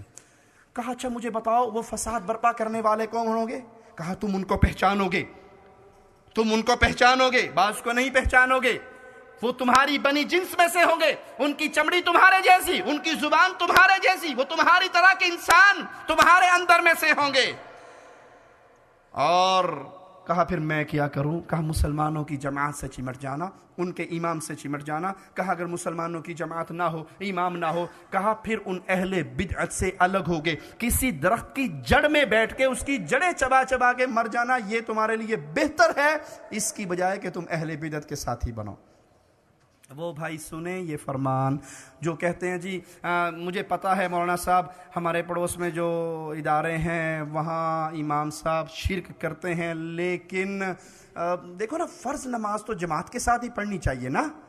ارے بھائی ایک بندہ شرک کرتا ہے، نبی فرما رہے ہیں اپنے صحابی کو سب کو چھوڑ کے درخت کی جڑ میں بیٹھ کے اس کی جڑیں چبا لینا، وہاں مر جانا، لیکن کسی اہل بدعت کی جماعت کا حصہ نہ بننا۔ آپ کے پاس گھر جانے کے دو راستے ہیں، ایک گاڑی کے ذریعے، ایک پیدل۔ آپ کے پاس اپنی گاڑی نہیں ہے، آپ کسی ٹیکسی میں بیٹھتے ہو لیکن ٹیکسی ڈرائیور اندھا ہے، پیدل جانا پسند کرو گے یا اس اندھے کے ساتھ بیٹھو گے؟ جی کپائن میں 2 دن بعد گھر پہنچ جائیں گا، لیکن پہنچتے جاؤں گا نا انے مگر بہ کے مرنا ہے، وہ تو مرے گا مارے گا۔ ارے بھائی جو رب کی توحید کو نہیں سمجھا، جس کا ماتھا خاک پہ پیروں فقیروں بابوں کے قدموں میں گرتا رہا، کیا وہ ایمان کا اندھا نہیں ہے؟ آپ کو شوق چڑھا ہے میں نے جماعت سے پڑھنی ہے، اپنی بیوی کو پیچھے کھڑا کرو، بچیوں کو پیچھے کھڑا کرو، جماعت کرو۔ مشرک کے پیچھے نماز نہیں ہوا کرتی۔ پیارے نبی صحابی کو یہی تعلیم دیتے ہیں، درخت کی جڑوں میں تنہا بیٹھ کے کھانے کو نہ ملے تو جڑیں چبا لینا، لیکن اہل شرک اور اہل بدعت کا ساتھی نہ بننا۔ صحیح مسلم میں پیارے نبی صلی اللہ علیہ وسلم کا فرمان ہے، آپ نے فرمایا لوگوں میں انسان ہوں۔ کون کہہ رہا ہے؟ بولیے کون کہہ رہا ہے؟ محمد کریم صلی اللہ علیہ وسلم کیا فرما رہے ہیں؟ میں کون ہوں؟ وہ کہاں کہتے ہیں یہ بڑے بھابی گستاخ نہیں کہتے نبی بشر ہے، جو نبی کو بشر کے واجب القتل ہوتا ہے گستاخ ہوتا ہے۔ ارے بھائی صحیح مسلم میں محمد کریم صلی اللہ علیہ وسلم کی مبارک پاکیزہ طیبہ طاہرہ لسان سے آواز نکل رہی ہے، لوگوں میں انسان ہوں، نور من نور اللہ نہیں ہوں۔ وہی جو مستوی عرشدہ خدا ہو کر اتر پڑا مدینے میں مصطفیٰ ہو کر نہیں ہوں، میں انسان۔ قریب ہے میرے پاس موت کا بلاوا آ جائے، قریب ہے مجھے کوئی بلانے والا بلا لے، لینے والے لے جائیں۔ جو یہ کہے نبی فوت ہو گئے، وہ قتل کے قابل، وہ گستاخ رسول، وہ بے ایمان، اس کا بائیکاٹ کر دو، اسے بستی سے نکال دو۔ اتنے بڑے ظالم، اتنے بڑے مجرم نبی کے بارے میں کہتے ہیں نبی فوت ہو گئے۔ بھائی صحیح مسلم میں پیارے نبی خود فرما رہے ہیں، لوگوں میں انسان ہوں، قریب ہے رب کا قاصد میرے پاس آئے، میں اس قاصد کی آواز پہ لبیک کہوں اور میں چلا جاؤں، مجھے موت آ جائے، لہذا میں تمہارے درمیان 2 چیزیں چھوڑ کے جا رہا ہوں۔ پیارے نبی فرما رہے ہیں میں تمہارے درمیان کتنی چیزیں چھوڑ کے جا رہا ہوں؟ 2۔ کون کون سی؟ ایک دمڑی والی سرکار تو ایک پیر شادی شہید صاحب۔ کیا چھوڑ کے جا رہا ہوں؟ ایک بابا جی کا کلام اور ایک حضرت جی کا فرمان، ایک پیر 11ویں والے کا فرمان اور ایک پیر 12ویں والے کا فرمان۔ ایک بغداد والا بابا چھوڑا ہے، ایک ملتان والا بابا چھوڑا ہے، ایک مانسیرے والا بابا دیا ہے اور ایک دنکے شاہ دیا ہے۔ کیا کہا پیارے نبی؟ ارے بھائی تو کلمہ تو رسول کا پڑھتا ہے، پیارے نبی کی اتنی سی بات بھی تیری عقل میں نہیں آتی؟ میں تمہیں 2 چیزیں دے رہا ہوں، اتھینٹک 2 چیزیں۔ کیا؟ آسمان والے کا کلام، مدینے والے کا فرمان۔ میں جا رہا ہوں، قریب ہے میں چلا جاؤں، اللہ کا بلاوا آئے اور میں چلا جاؤں۔ پہلی چیز تمہیں میں نے اللہ کی کتاب دی ہے جس میں نور ہے، جس میں ہدایت ہے۔ اللہ کی قسم اگر قرآن سے کسی کو ہدایت نہیں ملتی تو اس کے نصیب میں ہدایت نہیں ہے۔ قرآن سے کسی کو نور نہیں ملتا تو اس کا سینہ ہمیشہ سیاہ رہنے والا ہے۔ قرآن نور ہے، نور توحید ہے، توحید کا پیغام دینے والی کتاب ہے۔ اللہ کی رسی کو مضبوطی سے تھامے رکھنا اور اتباع کے راستے پہ چلنا، نئے کام کا آغاز نہ کرنا بلکہ اتباع کے راستے پہ چلنا۔ جس نے قرآن و حدیث کو چھوڑ دیا وہ گمراہ ہو گیا، لہذا کتاب اللہ کو مضبوطی کے ساتھ تھام لو۔ آئیے صحابہ کرام رضوان اللہ علیہم اجمعین کے فرامین سنتے ہیں، پیارے نبی کے اصحاب کیا بیان فرماتے ہیں، کیا درس دیتے ہیں۔ جو رسول اللہ صلی اللہ علیہ وسلم کے مبارک سکول سے، آپ کے پیارے مدرسے سے سب سے پہلی ٹیم نکلی امت اسلامیہ کی ہدایت کے لیے رہنما بن کر، انہوں نے درس کیا دیا۔ سیدنا ابو بکر صدیق رضی اللہ عنہ فرماتے ہیں، لوگوں میں صرف متبع ہوں، بدعتی نہیں ہوں، میں صرف پیچھے چلتا ہوں مصطفیٰ صلی اللہ علیہ وسلم کے، اپنی طرف سے کام ایجاد نہیں کرتا۔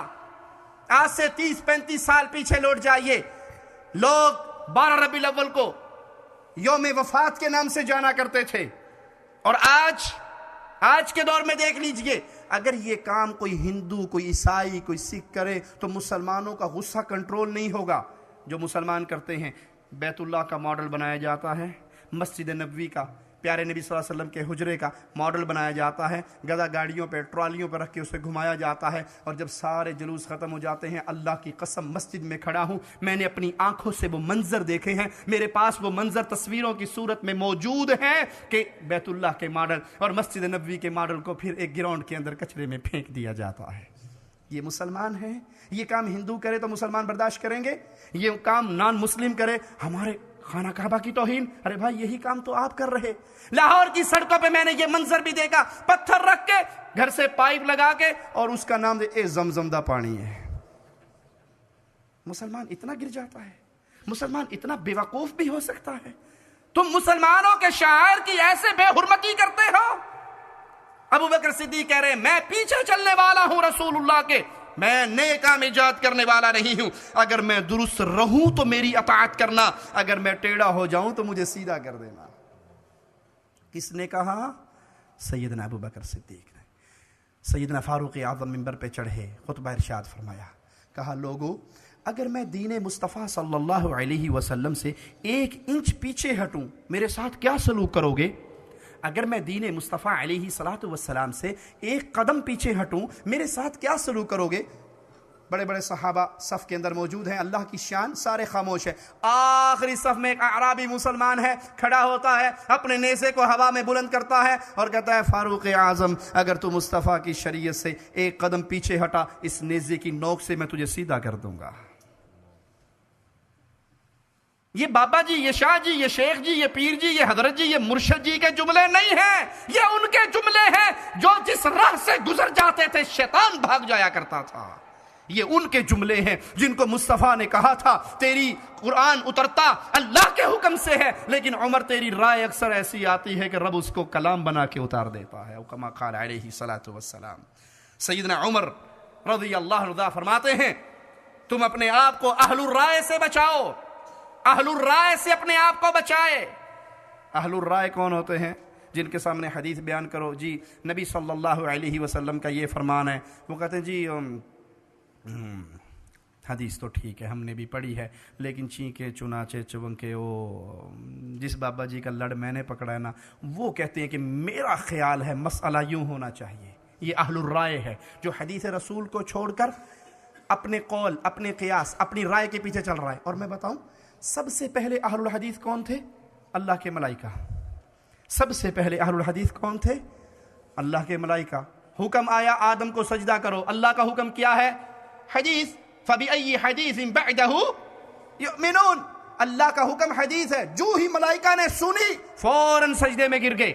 اور سب سے پہلے اہل الرائے کی بنیاد رکھی تو شیطان نے رکھی۔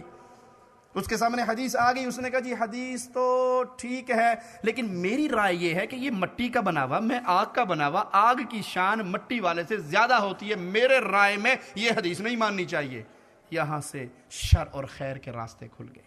سیدنا عمر اعلان کر رہے ہیں لوگوں تم سنت کے راستے پہ چلو اور اہل الرائے سے بچو۔ اور یہ لوگ جو رائے کے پیچھے چلتے ہیں، نبی کی سنت کو چھوڑتے ہیں، یہ سنت کے دشمن ہیں۔ اگر میرے بس میں ہو، یہ حدیث سے یاد کرنے سے عاجز ہیں، جو گمراہ ہو رہے ہیں اور لوگوں کو اپنے پیچھے گمراہ کر رہے ہیں، یہ خود بھی گمراہ ہو رہے ہیں حدیث رسول کو چھوڑ کر اور لوگوں کو بھی گمراہ کر رہے ہیں۔ سیدنا عبداللہ ابن مسعود فرماتے ہیں تم اتباع کرو، بدعت کے کام مت کیا کرو، اتباع تمہارے لیے کافی ہے اور بدعت۔ نبی صلی اللہ علیہ وسلم ہر خطبے کے اندر یہ پیغام دیا کرتے تھے امت کو، کل بدعت ضلالہ، ہر بدعت گمراہی ہے۔ ہر نیا کام دین میں، اسلام میں، ہر نیا کام جس کام کی بنیاد پہ ثواب کی امید رکھی جائے، جس کام کو کر کے اللہ کا تقرب حاصل کرنے کا دعویٰ کیا جائے اور وہ کام سنت رسول صلی اللہ علیہ وسلم سے ثابت نہیں، وہاں پہ موجود نہیں، تو وہ بدعت اور گمراہی ہے۔ سیدنا عمر بن عبدالعزیز رحمہ اللہ ایک آدمی کو خط لکھتے ہیں جس میں کہتے ہیں میں تم کو اللہ سے ڈرنے کا مشورہ دیتا ہوں، اس کے معاملے میں سیدھا رہنے کا مشورہ دیتا ہوں، اور میں یہ حکم دیتا ہوں کہ نبی صلی اللہ علیہ وسلم کی سنت کی اتباع کرنا، ان نئی چیزوں کو چھوڑ دینا جو لوگوں نے بنا لی ہے، نئے کاموں کو چھوڑ دینا۔ مثال سے سمجھیے، دنیا کی چیزوں میں ہر نئی چیز اچھی ہوتی ہے۔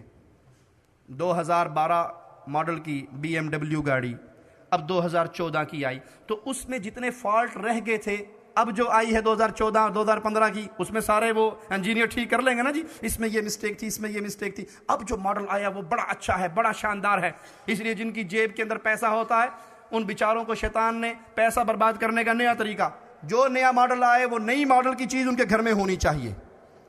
بھلے اللہ کا دین کتنا محتاج ہے، مساجد، مدارس، ایتام، یتیم، مسکین، بیوہ، فقراء وہ مر رہے ہیں، ان کو روٹی نصیب نہیں ہے، اور اس کو شیطان نے ایک نیا گر سکھا دیا ہے کہ بس 1 سال چلاؤ، اگلے ماڈل کی چیز آپ کے گھر میں ہونی چاہیے ورنہ بیگم ناراض ہو جائے گی۔ ہم کہتے ہیں بالکل ٹھیک ہے، ہر نئی چیز دنیا میں اچھی ہوتی ہے، لیکن دین اگر اچھا لینا ہے جتنا پرانا لوگے اتنا اچھا ہوگا۔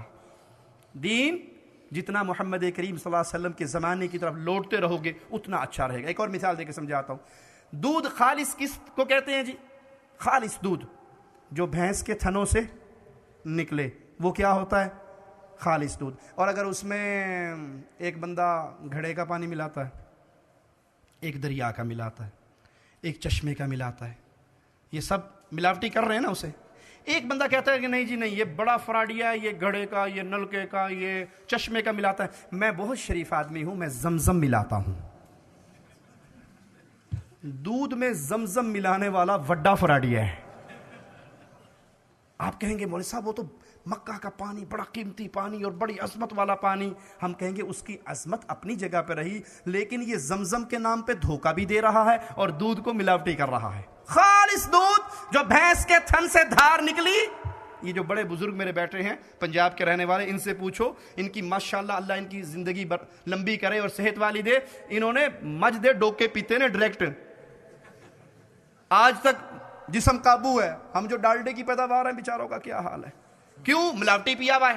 خالص دودھ جو بھینس کے تھنوں سے نکلا، اگر خالص دین لینا چاہتے ہو جو محمد کی مبارک زبان سے نکلا وہ خالص ہے، اس میں امام کو ڈال دو، پیر کو ڈال دو، شیخ کو ڈال دو، مرشد کو ڈال دو، آپ نے امام و مرشد کے نام پہ محمد کے دین کو ناخالص کر دیا۔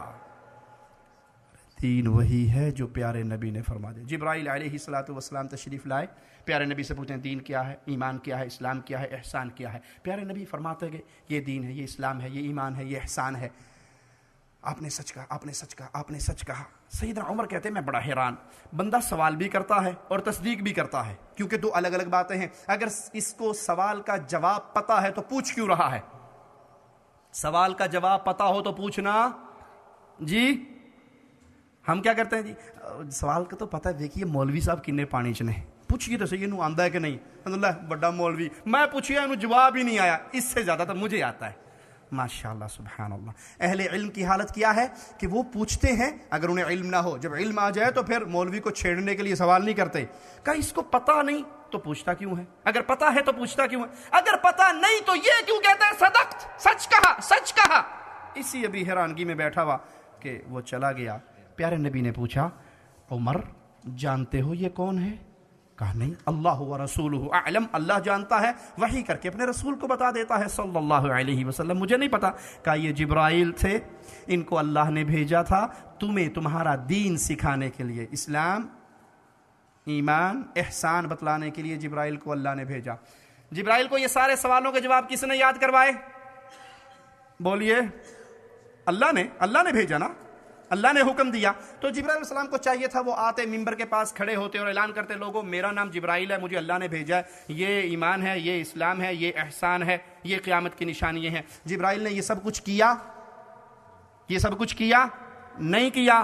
اس نے محمد کریم سے پوچھا اور آپ کی زبان سے ادا کروایا۔ کیوں؟ جبرائیل بھی جانتا تھا میں 1000 دفعہ بھی کہہ لوں دین تبھی بنے گا جب محمد کہیں گے صلی اللہ علیہ وسلم. یہ ہے پیارے حبیب علیہ الصلوۃ والسلام کی حیثیت. اس لیے امام شافعی رحمہ اللہ فرماتے ہیں میرا فیصلہ اہل الرائے کے بارے میں یہ ہے کہ ان کو ڈنڈوں سے مارا جائے, اونٹ پہ سوار کر کے انہیں بستی میں گھمایا جائے اور لوگوں سے کہا جائے ان لوگوں کا یہ حال ہے جنہوں نے محمد کی سنت اور اس کی حدیث کو چھوڑ دیا صلی اللہ علیہ وسلم. امام مالک رحمہ اللہ فرماتے ہیں جس نے اسلام میں کوئی نئی چیز ایجاد کی, امام مالک پیارے نبی کی مسجد میں, مسجد رسول میں, منبر رسول پہ بیٹھ کے درس حدیث دینے والے امام, ذرا ان کے جملوں کو اپنے دل کے نہال خانوں میں اتارنا. کہا جس نے کوئی نئی چیز ایجاد کی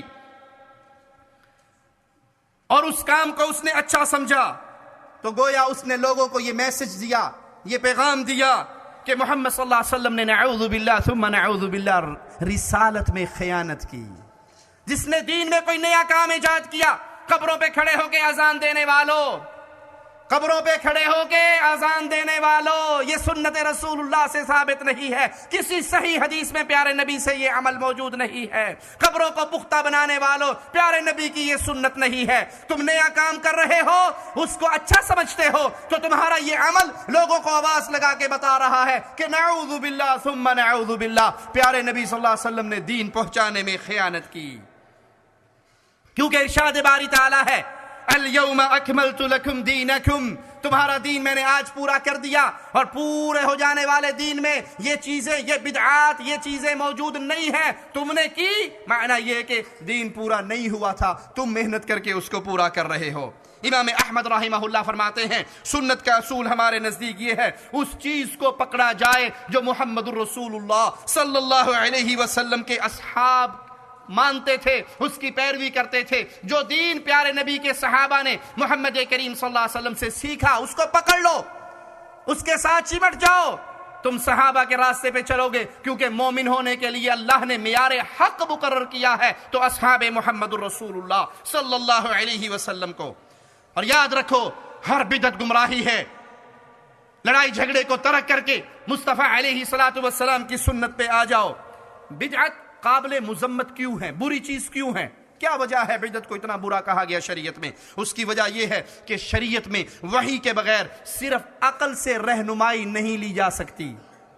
بدعت کرنے والا اپنی عقل سے ایجاد کرتا ہے نا, اپنی سوچ سے ایجاد کرتا ہے. ایک پیر صاحب کو ہم نے دیکھا, ایک غریب مر گیا, اس کا جنازہ پڑھنے کے لیے وہ تشریف لائے تو جنازہ پڑھنے سے پہلے کہنے لگے کہ اے جڑا بندہ مریا ہے اے میرا مرید نہیں سی تے میں اینو بغیر اپنا مرید کیتے قبر چ نہیں پا سکنا. مرتے گیا ہے لیکن کوئی گل نہیں, میں کفن کھول کے دا ہاتھ کڈاں گا تے پھر میں ایدی بیعت کیناں گا تے پھر اینو اپنا مرید بنا کے سلسلے چ واڑ کے تے پھر جنت چ بھیجاں گا. واللہ الذی لا الہ الا ہو, اللہ کی قسم وہ ویڈیو میرے پاس موجود ہے, اپنی آنکھوں سے میں نے اس ویڈیو کو دیکھا. اس نے کفن کھولا, اس مردے کا ہاتھ نکالا اور پھر اس کو قادری بنایا اور قادری بن گیا. ہن جاؤ پتر, ہن یہ اللہ کا ولی بن گیا, میرا مرید بن گیا. اس کا نام پیر عبد القادر جیلانی کے رجسٹر میں بذریعہ ای میل میں نے بھیج دیا, وہاں درج ہو گیا. اب یہ اتنا پہنچ گیا ہے کہ اس کی قبر پہ چیڑا آئے گا تو اسے پتہ لگ جائے گا, اس کی قبر پہ چیڑی آئے گی تو اسے پتہ لگ جائے گا. انا للہ و انا الیہ راجعون. یہ مذاق ہے محمد کریم صلی اللہ علیہ وسلم کی شریعت سے. شریعت وحی کے بغیر پوری نہیں ہوتی, اور وحی میں عقل کے ذریعے کوئی چیز داخل نہیں کی جا سکتی کہ ہماری عقل میں یہ بات آئی ہے, یہ ضروری ہے. شریعت مکمل ہو چکی ہے, اس میں اضافہ اور کمی نہیں ہو سکتی. بدعتی شریعت کا دشمن ہے کہ وہ شریعت کے مقابلے میں اپنی عقل, اپنی سوچ, اپنے بزرگ کی سوچ, اپنے شیخ کی سوچ کے ذریعے فیصلے کرتا ہے. بدعتی اپنی خواہشات کے پیچھے چلتا ہے کہ جی میرا جی چاہتا ہے یہ کام ایسے ہو, میرا جی چاہتا ہے. وہ اپنے جی کو محمد کریم کی حدیث کے تابع نہیں کرتا, بلکہ اپنی جی کو جو اس کے جی میں آتا ہے اس کو اسلام کا چولا بنا کر پیش کر دیتا ہے. بدعتی شریعت سازی کرتا ہے جو صرف رب کا حق ہے. شریعت سازی کس کا حق ہے؟ شریعت بنانا کس کا حق ہے؟ اللہ کا حق ہے. اور بدعتی وہ اپنے پاس سے دین کے اندر نئے نئے کام بنا کر اللہ کے حق پہ ڈاکہ ڈالنے کی کوشش کرتا ہے. اور بدعت کا دین میں حکم کیا ہے وہ یاد رکھ لیجئے, بدعت گمراہی ہے, ہلاکت ہے, بربادی ہے, جہنم میں لے جانے والا عمل ہے. اور اتنی خطرناک چیز ہے کہ رسول اللہ صلی اللہ علیہ وسلم نے فرمایا جس نے بدعتی کی عزت کی, تکریم کی, گویا اس نے دین محمد کی بلڈنگ کو گرانے میں مدد دی. لعنت کی ہے پیارے حبیب صلی اللہ علیہ وسلم نے اس شخص پہ جو جس کسی بدعتی کو مدینے میں پناہ دے اپنے پاس ٹھہرائے، اس پہ پیارے نبی صلی اللہ علیہ وسلم نے لعنت کی۔ ابو داؤد میں پیارے حبیب صلی اللہ علیہ وسلم کا فرمان ہے، دین میں ایجاد کردہ نئی باتوں سے بچو، کیونکہ ہر نئی بات بدعت ہے اور ہر بدعت گمراہی ہے۔ صحیح مسلم میں پیارے نبی صلی اللہ علیہ وسلم کا یہ فرمان موجود ہے، من عمل عملا لیس علیہ امرنا فہو رد۔ ہر نیا کام جو شریعت محمدیہ کے اندر نیا کیا جائے، پیارے نبی سے ثابت نہ ہو، وہ بدعت ہے، وہ گمراہی ہے، اور وہ انسان کو ہلاکت کی طرف لے کر جاتی ہے۔ اللہ سے دعا ہے اللہ ہمیں خیر کے راستے پہ چلائے، اللہ ہمیں سنت کے راستے پہ چلائے، اللہ ہمیں بدعات سے بچائے، اللہ ہمیں پیارے نبی صلی اللہ علیہ وسلم کی اطاعت کرنے کی توفیق عطا فرمائے۔ پیارے نبی وہ پیارے نبی تھے، یہودی صحابہ کو طعنہ دیا کرتے تھے کہ تمہارے نبی بڑے عجیب ہیں، سبحان اللہ، تمہیں طہارت تک کے مسائل بتاتے ہیں، تمہیں طہارت تک کا طریقہ بتاتے ہیں۔ حالانکہ یہ ان کا مذاق نہیں بلکہ اسلام کے ایک کمپلیٹ نظام حیات ہونے کی طرف دلیل ہے کہ اسلام میں طہارت تک کی باتیں بتائی گئی ہیں، استنجے کی باتیں بتائی گئی ہیں، نماز کے مسئلے بتائے گئے ہیں۔ دین اسلام صرف مسجد کا دین نہیں ہے بلکہ پوری زندگی آپ کی شادی بیاہ، معاملات، بیویوں کے ساتھ سلوک، گھر والوں کے ساتھ سلوک، ماں باپ کے ساتھ سلوک، یہ ساری چیزیں دین اسلام کے اندر موجود ہیں۔ اللہ ہمیں پورے دین اسلام پہ عمل کرنے کی توفیق عطا فرمائے۔ میں اپنے جملے کو پھر دہراؤں گا، بھائیوں، بڑی محبت سے، بڑے پیار سے، کسی کو چھیڑنے کے لیے نہیں بلکہ میسج دینے کے لیے۔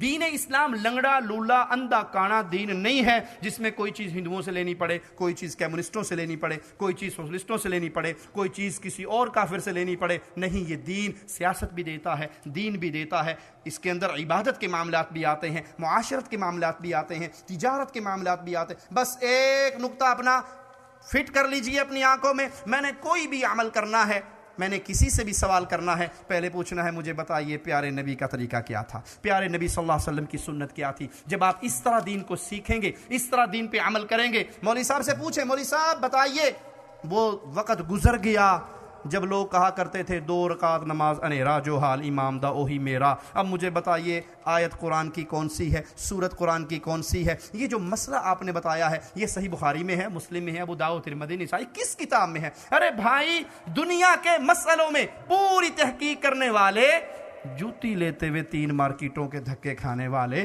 کپڑا لیتے ہوئے جاپان کی مہر تلاش کرنے والے، کیا دین اسلام کی اتنی بھی ویلیو نہیں ہے کہ ہم کوئی بھی مسئلہ، کوئی بھی طریقہ لینے سے پہلے یہ سوچ لیں کہ پیارے نبی صلی اللہ علیہ وسلم کا کیا طریقہ ہے؟ اللہ سے دعا ہے اللہ ہمیں حق سچ کہنے، سننے، عمل کرنے، آگے نشر کرنے کی توفیق عطا فرمائے۔ جب تک زندہ رکھے، ایمان پہ رکھے، مصطفیٰ کی محبت پہ رکھے، اہل بیت کی محبت پہ رکھے، اصحاب رسول اللہ کی محبت پہ رکھے، اولیاء اللہ کی محبت پہ رکھے، اور جب موت دے اس حال میں دے اللہ ہم سے راضی ہو، ہم اپنے اللہ سے راضی ہوں۔ اقول قولی هذا واستغفر الله لي ولكم ولسائر المسلمين فاستغفروه انه هو الغفور الرحيم۔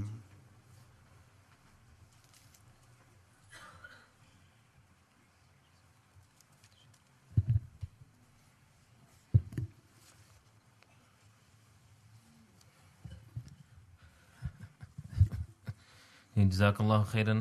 ہم دوبارہ پھر شیخ محترم حافظہ اللہ کا شکریہ ادا کرتے ہیں، اور جس طرح آپ نے قرآن مجید کی واضح آیات اور رسول اللہ صلی اللہ علیہ وسلم کی واضح احادیث سنی ہیں اس حوالے سے کہ دین اصل میں ہے کیا اور اس دین میں اضافہ یہ کس قدر خطرناک ہے، یہ یقیناً آپ اچھی طرح سمجھ گئے ہوں گے۔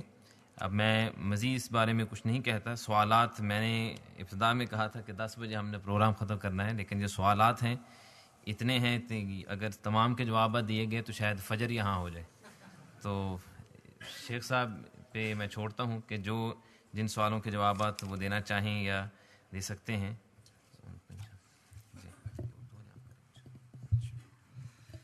ایک بھائی نے سوال کیا ہے کہ آج کل نیو ایئر نائٹ منائی جاتی ہے اور اس کی مبارکباد دی جاتی ہے، اس طرح عید میلاد منائی جاتی ہے، یہ دونوں چیزیں رسول اللہ صلی اللہ علیہ وسلم کی شریعت سے ثابت نہیں ہے، بلکہ آج کل تو واٹس ایپ پہ ایک نیا میسج بھی چلتا ہے جمعہ مبارک کا۔ نہ جمعہ مبارک کسی سنت سے ثابت ہے، نہ نیو ایئر نائٹ منانا سنت ہے، نہ ہی عید میلاد النبی منانا سنت ہے۔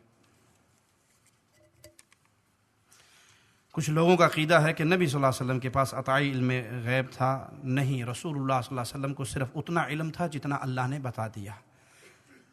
جن حضرتوں نے یہ لکھا ہے کہ نبی صلی اللہ علیہ وسلم کو ما کان وما یکون کا علم تھا، تو وہ پیارے نبی کی تہمت آپ کے اوپر الزام لگا رہے ہیں۔ کسی کو پتہ ہو کہ اس کی زوجہ محترمہ پاک ہے، پاکیزہ ہے، اور جو لوگ زبان درازی کر رہے ہیں وہ غلط کر رہے ہیں، تو کیا وہ خاموش بیٹھے گا؟ پیارے نبی صلی اللہ علیہ وسلم کی زوجہ محترمہ سیدہ کائنات پہ الزام لگا، جب تک وحی نہیں آئی آپ خاموش بیٹھے رہے۔ نبی صلی اللہ علیہ وسلم کے روضہ مبارک پہ کیسے حاضر ہونا چاہیے؟ جب سفر کریں تو مسجد رسول صلی اللہ علیہ وسلم کی زیارت کی نیت سے سفر کریں، وہاں جائیں تو نبی صلی اللہ علیہ وسلم کی قبر مبارک پہ جائیں اور وہاں جا کے درود و سلام پڑھیں۔ اور جائز ہے کہ وہاں آپ چونکہ قبر پہ کھڑے ہیں اور اللہ کے نبی صلی اللہ علیہ وسلم اپنی قبر میں اخروی زندگی کے ساتھ، آخرت کی زندگی کے ساتھ موجود ہیں، دنیاوی زندگی کے ساتھ نہیں، تو سامنے قبر پہ کھڑے ہو کر آپ کہہ سکتے ہیں السلام علیکم یا رسول اللہ، اور اسی طرح ابو بکر صدیق رضی اللہ عنہ پر سلام کہیں، سیدنا فاروق اعظم پہ سلام کریں۔ میت کے بارے میں ہم دعا کیسے کریں؟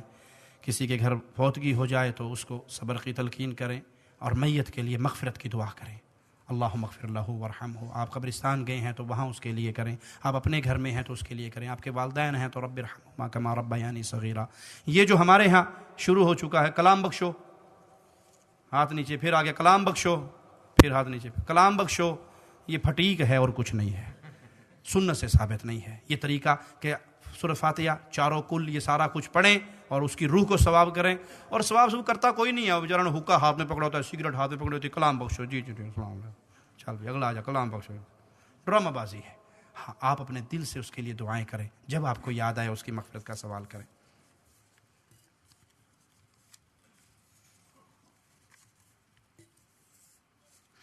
کسی کی موت کے بعد اس کو قرآن پڑھ کر بخشا جا سکتا ہے۔ آپ کے جو شاگرد ہیں، آپ کی جو اولاد ہے، وہ جو بھی نیک کام کرے گی وہ اپنے آپ کے اکاؤنٹ میں جمع ہو جائے گا۔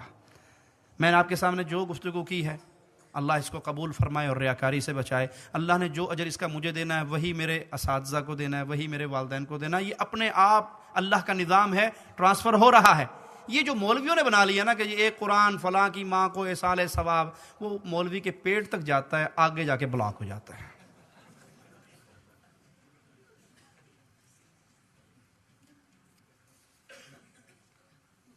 ایک عام آدمی کو کیسے پتہ لگے گا؟ وہ لوگ بھی احادیث پیش کرتے ہیں۔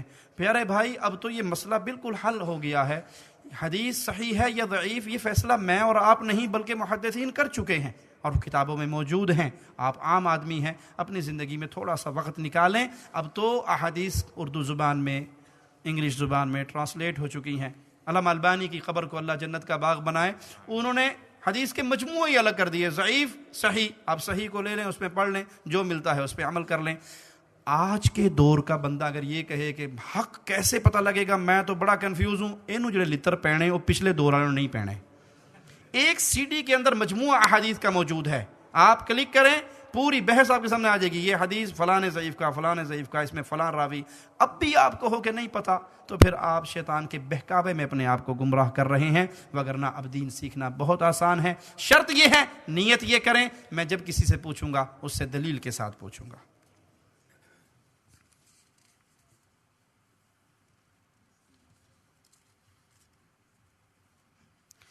ایک بھائی نے سوال کیا ہے کہ میرے سسرال میں بریلوی مسلمان ہیں، اکثر وہ ہمیں کافر کہتے ہیں بلکہ منافق بھی کہتے ہیں، بڑی تکلیف ہوتی ہے، اکثر ہم ان سے قطع تعلقی کرتے ہیں، ہم ان سے کس طرح ملیں؟ نہیں پیارے بھائی، وہ جو لوگ شرک کی وادی میں ڈوبے ہوئے ہیں، آپ نے قطع تعلقی نہیں کرنی، ان کو دعوت دینی ہے، ان کو پیغام دینا ہے، ان کو ہدیے دیں، تحفے دیں، پیار کریں، محبت کریں، کھانے کھلائیں۔ صرف ایک چیز کا خیال رکھنا ہے کہ دل کے اندر جو مومن کے لیے محبت پیدا ہوگی وہ کسی مشرک کے لیے نہیں ہوگی۔ کیا معنی؟ میری بیٹی بوڑھی ہو کے گھر بیٹھی بیٹھی مر جائے، اس کا نکاح کسی مشرک سے، کوئی مشرک میرا امام نہیں بن سکتا، کسی مشرک کا میں جنازہ نہیں پڑھ سکتا، کسی مشرک کے لیے میں دعائے مغفرت نہیں کر سکتا جب وہ مر چکا ہے۔ جب تک زندہ ہے اس کی ہدایت کے لیے دعا کروں گا، ہدایت کی کوشش کروں گا، قرآن پاک دوں گا، کتابیں دوں گا، ہدیے دوں گا، عید پہ تحفے دوں گا، میرے ایک ایک عمل کا مجھے اجر ملے گا، کیونکہ میری نیت یہ ہے کہ یہ بندہ توحید پہ آ جائے۔ وہ ہمیں جو مرضی کہتا رہے، کوئی حرج نہیں۔ جنید جمشید صاحب نے دوران درس ام المومنین سیدہ عائشہ رضی اللہ تعالی عنہا کے متعلق جو واقعہ بیان کیا ہے، آپ کا اس کے بارے میں کیا خیال ہے؟ تبلیغی جماعت سے جنید جمشید صاحب تعلق رکھتے ہیں، اس پہ پیارے بھائی، سیدہ کائنات کی توہین بہت بڑا جرم ہے، سیدہ کائنات کی توہین بہت بڑا جرم ہے، لیکن وہ بندہ خود مان چکا ہے کہ میں تو جاہل ہوں، مجھے علم نہیں ہے، میں اس پہ معافی مانگتا ہوں۔ رسول اللہ صلی اللہ علیہ وسلم کی یہ شان ہے کہ کوئی نبی صلی اللہ علیہ وسلم کی توہین کر کے معافی بھی مانگ لے، وہ تب بھی واجب القتل ہے، اس کی معافی قبول نہیں ہوں گی، تائب ہو یا غیر تائب، واجب القتل ہے۔ ہم سوال جنید صاحب سے نہیں کرتے، ہم سوال ان ذمہ داران سے کرتے ہیں جنہوں نے ان کے ہاتھ میں ممبر و محراب اور مائکروفون پکڑا دیا ہے۔ جب وہ خود تسلیم کرتے ہیں، ایک طرف کہتے ہیں میں جاہل ہوں، دوسری طرف ساتھ ہی کہتے ہیں دن میں 3 درس بھی دیتا ہوں۔ آپ جاہل ہیں تو آپ علم حاصل کیجئے، کتنے سال ہو گئے آپ کو دین کی طرف آئے ہوئے، آپ علم حاصل کیجئے، علماء کی مجلس میں آئیے، قرآن و حدیث کا علم حاصل کیجئے۔ یعنی بغیر علم کے کسی کو ممبر پہ بٹھا دینا یہ خود ایک جرم ہے۔ مجھے یاد ہے ہمارا ایک پٹھان دوست ہے اسلام آباد میں، وہ کہتا میں جماعت کے ساتھ گیا شیخ صاحب تو مجھے انہوں نے زبردستی کھڑا کر دیا، بیان کرو۔ میں نے کہا میں تو ڈرائیور ہوں، میں کیا بیان کروں گا؟ کہتا نہیں بیان کرو۔ کہا مجھے کچھ نہیں آتا۔ کہا کچھ نہ کچھ تو بیان کرو۔ میں مسجد میں بیٹھ کے واللہ آپ کو یہ واقعہ سنا رہا ہوں، تو کہا مجھے اس نے جب کھڑا کر دیا مجبوراً، اب کچھ آتا بھی نہیں تھا، میں کھڑا ہو گیا، میں نے کہا بسم اللہ الرحمن الرحیم، اللہ تعالیٰ کا بڑا شکر ہے اللہ نے مجھے انسان بنایا، اللہ تعالیٰ کا بڑا شکر ہے اللہ تعالیٰ نے مجھے مسلمان بنایا، اللہ پاک کا بڑا شکر ہے اللہ نے مجھے پٹھان بنایا، السلام علیکم ورحمۃ اللہ۔ جب آپ اس طرح جوہال کو مائک پکڑا دو گے تو وہ کیا کہے گا؟ یہ علم امانت ہے۔ ابن سیرین رحمہ اللہ فرماتے ہیں علم امانت ہے، دیکھو تم کس سے وہ امانت لے رہے ہو۔ تو اس لیے لازم ہے کہ جس کو علم نہیں ہے وہ میکروفون پہ آنے سے پہلے اللہ کی شریعت کا علم حاصل کرے۔ میں نے ایک شیعہ ذاکر کی ویڈیو دیکھی، اس نے کہا تراویح حضرت محمد صلی اللہ علیہ وسلم کی سنت سے ثابت نہیں بلکہ سیدنا عمر کے دور خلافت میں شروع ہوئی۔ جھوٹ کہتا ہے وہ، رسول اللہ صلی اللہ علیہ وسلم نے 3 دن تراویح کی نماز پڑھائی، جماعت سے پڑھائی۔ چوتھے دن صحابہ جمع ہو گئے، نبی صلی اللہ علیہ وسلم باہر نہیں آئے، یہ رحمت ہے میرے نبی کی، اور جب باہر آئے تو آ کر کہا میں سمجھ گیا تھا کہ تم آ گئے ہو، لیکن تمہارے اس شوق اور ولولے کو دیکھ کے میرے دل میں یہ بات پیدا ہوئی کہ اس شوق کی وجہ سے کہیں اللہ تم پہ یہ نماز فرض نہ کر دے، اس لیے میں رک گیا۔ تو نبی نے وہ کام کیا، پہلے 3 دن ہی کیا۔ تو صحابہ نے پھر سیدنا فاروق اعظم نے جب مسلمانوں کو بکھرے ہوئے دیکھا کہ وہ تراویح پڑھ رہے ہیں تو ائمہ مقرر کر کے وہ شروع کر دیا، اس کی اصل موجود ہے اور نبی صلی اللہ علیہ وسلم نے وہ کام کیا۔ محترم حضرات، میں نے ابتدا میں عرض کیا تھا کہ اگر کسی نے کوئی راستہ بلاک کیا ہوا ہے تو برائے مہربانی اپنی گاڑی کو ہٹا لیں۔ یہ کسی نے ووکسل FV06 یہ گاڑی کسی نے راستے میں کھڑی کی ہے جس نے دوسروں کو بلاک کیا ہوا ہے، برائے مہربانی اپنی گاڑی کو موو کریں۔ 8 رکعت تراویح سنت ہے، اگر ثابت ہے تو سیدنا عمر نے 20 رکعت تراویح کا حکم کیوں دیا؟ صحیح حدیث کے مطابق سیدنا فاروق اعظم نے 8 رکعت کا ہی حکم دیا۔ اگر کوئی انسان انگلینڈ میں فوت ہو جاتا ہے، اس کا جنازہ غائبانہ پاکستان میں پڑھا جاتا ہے، عموماً دیکھنے میں یہ آیا ہے، مگر کوئی پاکستان میں فوت ہوتا ہے تو اس کا غائبانہ جنازہ ادھر نہیں پڑھا جاتا، کیونکہ وہ غریب بندہ ہے اس لیے یہاں کوئی نہیں پڑھتا، یہاں والا امیر ہوتا ہے سارے پیچھے پڑھتے ہیں۔ کیا یہ رسم ہے؟ اگر رسم نہیں تو یہ فرق کیوں ہے؟ غائبانہ نماز جنازہ کسی مسلمان کی ڈیتھ ایسے ملک میں ہوگی جہاں اس کا جنازہ نہیں ہوا، جہاں اس کا جنازہ نہیں ہوا تو مسلمان اس کا جنازہ پڑھیں، جیسے نجاشی کا پڑھا گیا۔ لیکن جب کسی مسلمان کا جنازہ ہو گیا، کسی ملک میں بھی ہو گیا، مسلمانوں نے پڑھ لیا، اسے دفنا دیا، اب باقی مسلمان اس کے لیے دعائے خیر کریں، یہی راجح قول نظر آتا ہے، واللہ اعلم۔ کیا ہے یہ سوال؟ پاکستان میں خارجی کون ہیں اور طالبان صحیح شریعت لا رہے ہیں؟ خوارج کی نشان یہ ہے وہ جو کبیرہ گناہ کی وجہ سے لوگوں کو کافر قرار دے دیں، کبیرہ گناہ کی وجہ سے مسلمان حکمرانوں کو کافر قرار دے دیں، یہ خوارج کی نشان یہ ہے۔ اور جو طالبان شریعت کا نفاذ کر رہے ہیں وہ قرآن و حدیث کی شریعت کا نفاذ نہیں ہے، بلکہ وہ خاص اپنے فرقے کے لیے محنت ہے، اور اس کے بے بہا ہمارے پاس دلائل موجود ہیں۔ اہل توحید علماء کو کوئٹہ میں آ کے انہوں نے قتل کیا ہے صرف اس وجہ سے کہ وہ توحید اور سنت کی بات کرتے ہیں۔ قندھار کے اندر بہت سارے سلفی علماء کو انہوں نے جیلوں میں ڈالا ہے، مارا ہے۔ اور ایک قندھار کے محمد قندھاری ایک عالم تھے جو بنوری ٹاؤن سے فارغ ہونے کے بعد الحمدللہ انہوں نے میری کچھ CD سنی اور اہل توحید میں اہل الحدیث میں شامل ہوئے۔ وہ وہاں سے بھاگ کے آئے اور پشاور سے مجھے فون کیا کہ میرے بہت ساتھی ایسے ہیں جو گرفتار ہو چکے ہیں اور میں وہاں سے بھاگ کے اپنی جان بچا کے آیا ہوں۔ تو وہ اپنے فرقے اور اپنے مذہب کے لیے ہیں، نہ کہ قرآن و حدیث کی عام دعوت کے لیے۔ ختم میں شریک ہونا گناہ ہے کیا؟ جو رسم جو محفل غیر اسلامی ہے اس میں شریک ہونا گناہ ہے، اور ختم قرآن و حدیث سے ثابت نہیں ہے۔ جب آپ اس میں شامل ہو گئے تو آپ نے اس کے ساتھ رضامندی کا اعلان کر دیا۔ میرا سوال ہے، ایک آدمی 2 نمازیں اکٹھی پڑھ سکتا ہے حالانکہ اس کی کوئی مجبوری بھی نہیں ہے؟ اگر پڑھ سکتا ہے تو کیسے، کون سی پہلے پڑھے گا؟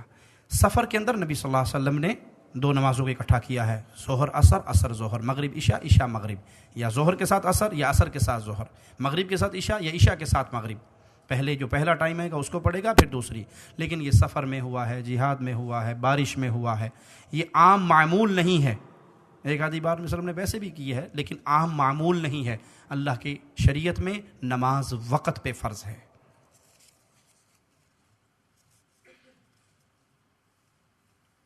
کوئی مسلمان یا والدین فوت ہو جائیں یا رشتہ دار تو ان کے لیے قرآن کا ختم کروانا چاہیے، سنت سے ثابت نہیں ہے۔ ان کے لیے مغفرت کی دعا کیجیے۔ نبی صلی اللہ علیہ وسلم نے فرمایا جب انسان مر جاتا ہے تو اس کا علم جو پڑھا کر گیا، صدقہ جاریہ جو کر کے گیا، نیک اولاد جو اس کے لیے دعا کرتی ہے، یہ ثواب اس کو ملتا ہے۔ واللہ اعلم۔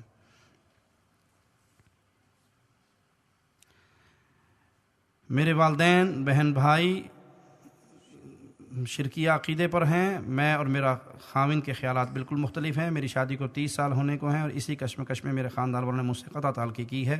مجھے اور میرے خاوند کو کافر اور مرتد کہتے ہیں، میرے لیے کیا حکم ہے؟ صبر کیجئے۔ نوح علیہ الصلوۃ والسلام 950 سال دعوت دیتے رہے، صبر کرتے رہے۔ پیارے نبی دعوت دیتے رہے، صبر کرتے رہے۔ وہ آپ کو کافر کہیں، وہ آپ کو مرتد کہیں، وہ آپ سے قطع تعلقی کریں، وہ جو مرضی کریں، آپ نہ کریں۔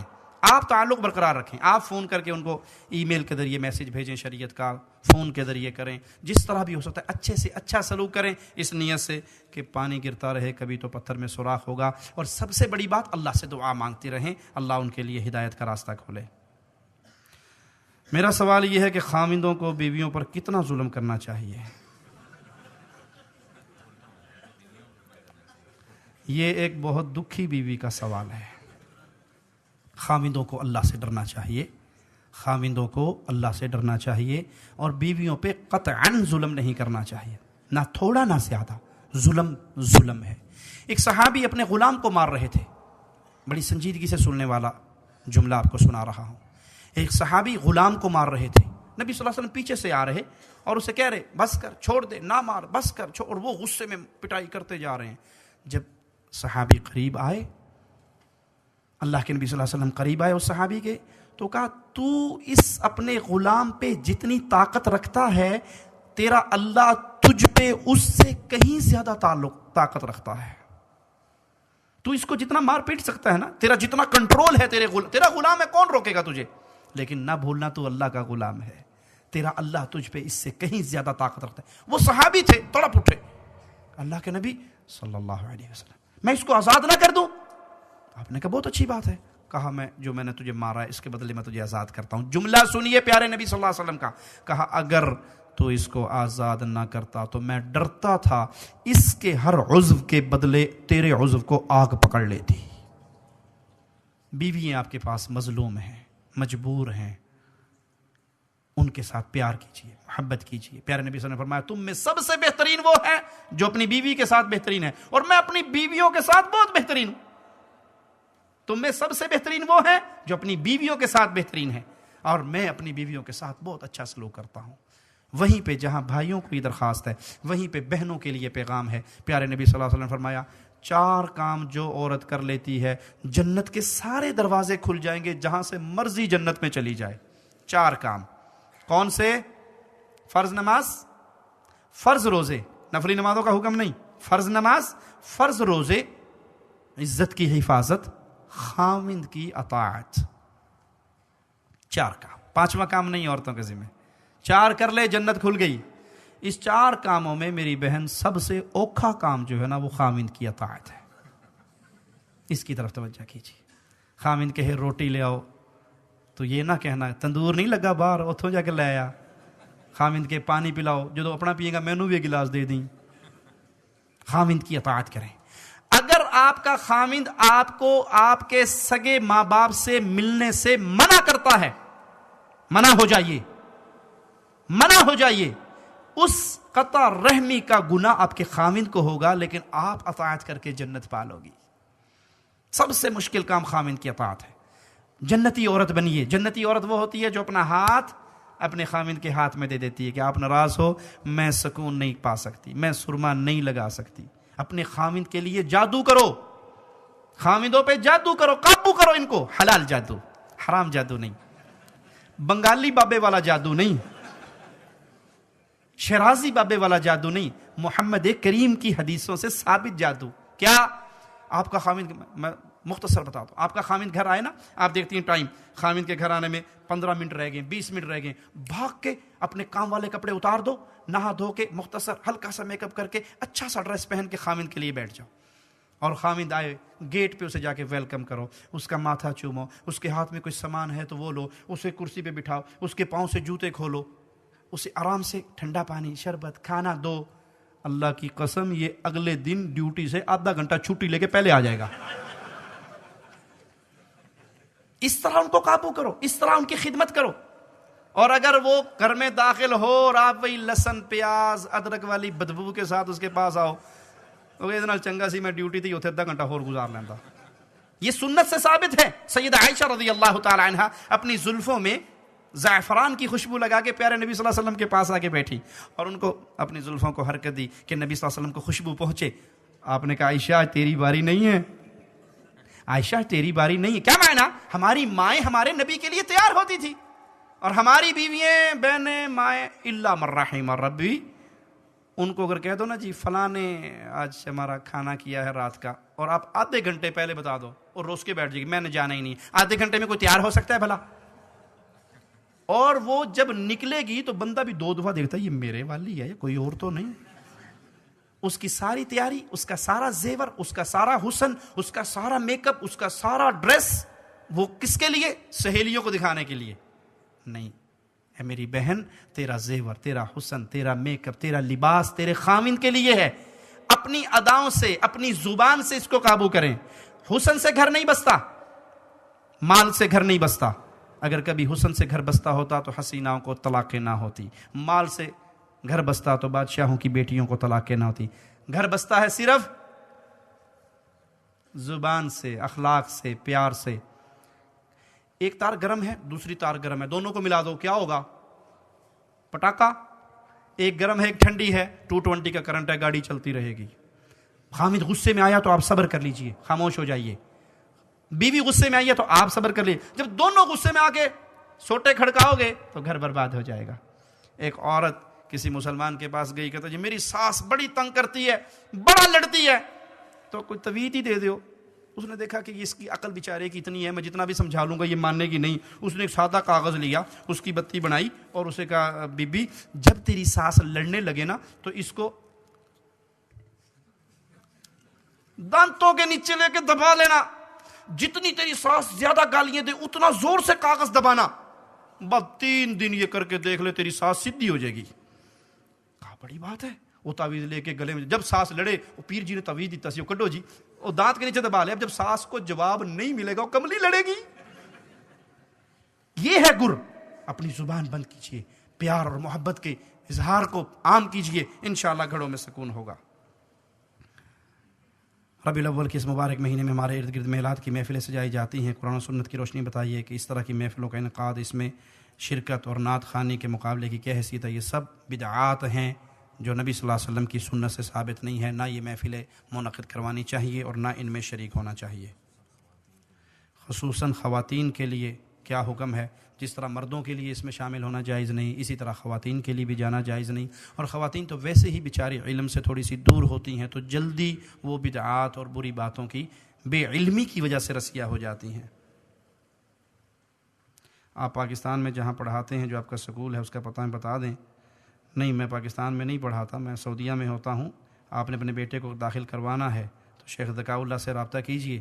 ہمارے مختلف مدارس ہیں, وہاں اپنے بچوں کو داخل کروا دیجئے. جس شہر میں ہوں گے وہاں کا مدرسہ بتا دیں گے.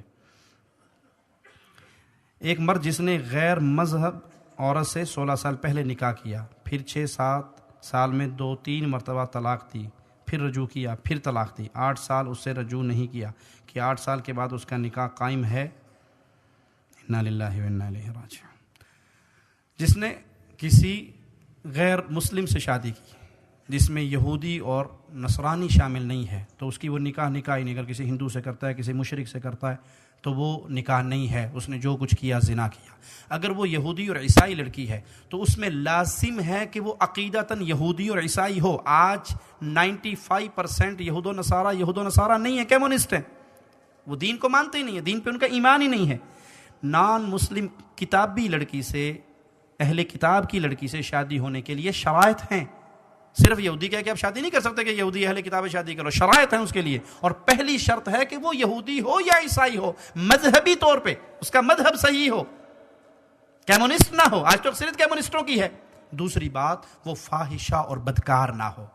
فاحشہ لڑکی سے شادی نہیں ہو سکتی، بدکار لڑکی سے، بھلے وہ کتابی بھی ہو تب بھی فاحشہ بدکار لڑکی سے شادی نہیں ہو سکتی. اور بھائیو، شادی صرف شادی نہیں ہے، آگے پوری نسل ہے. اگر آپ نے لڑکی مسلمان چنی تو آپ کی نسل مسلمان رہے گی، اور اگر آپ نے شادی میں لڑکی کا حسن و جمال دیکھا، دین نہیں دیکھا، تو آپ کی نسل کہاں جائے گی؟ آپ کی نسل کہاں جائے گی؟ اس لیے اللہ سے ڈریے اور دیندار لڑکیوں سے نکاح کیجیے.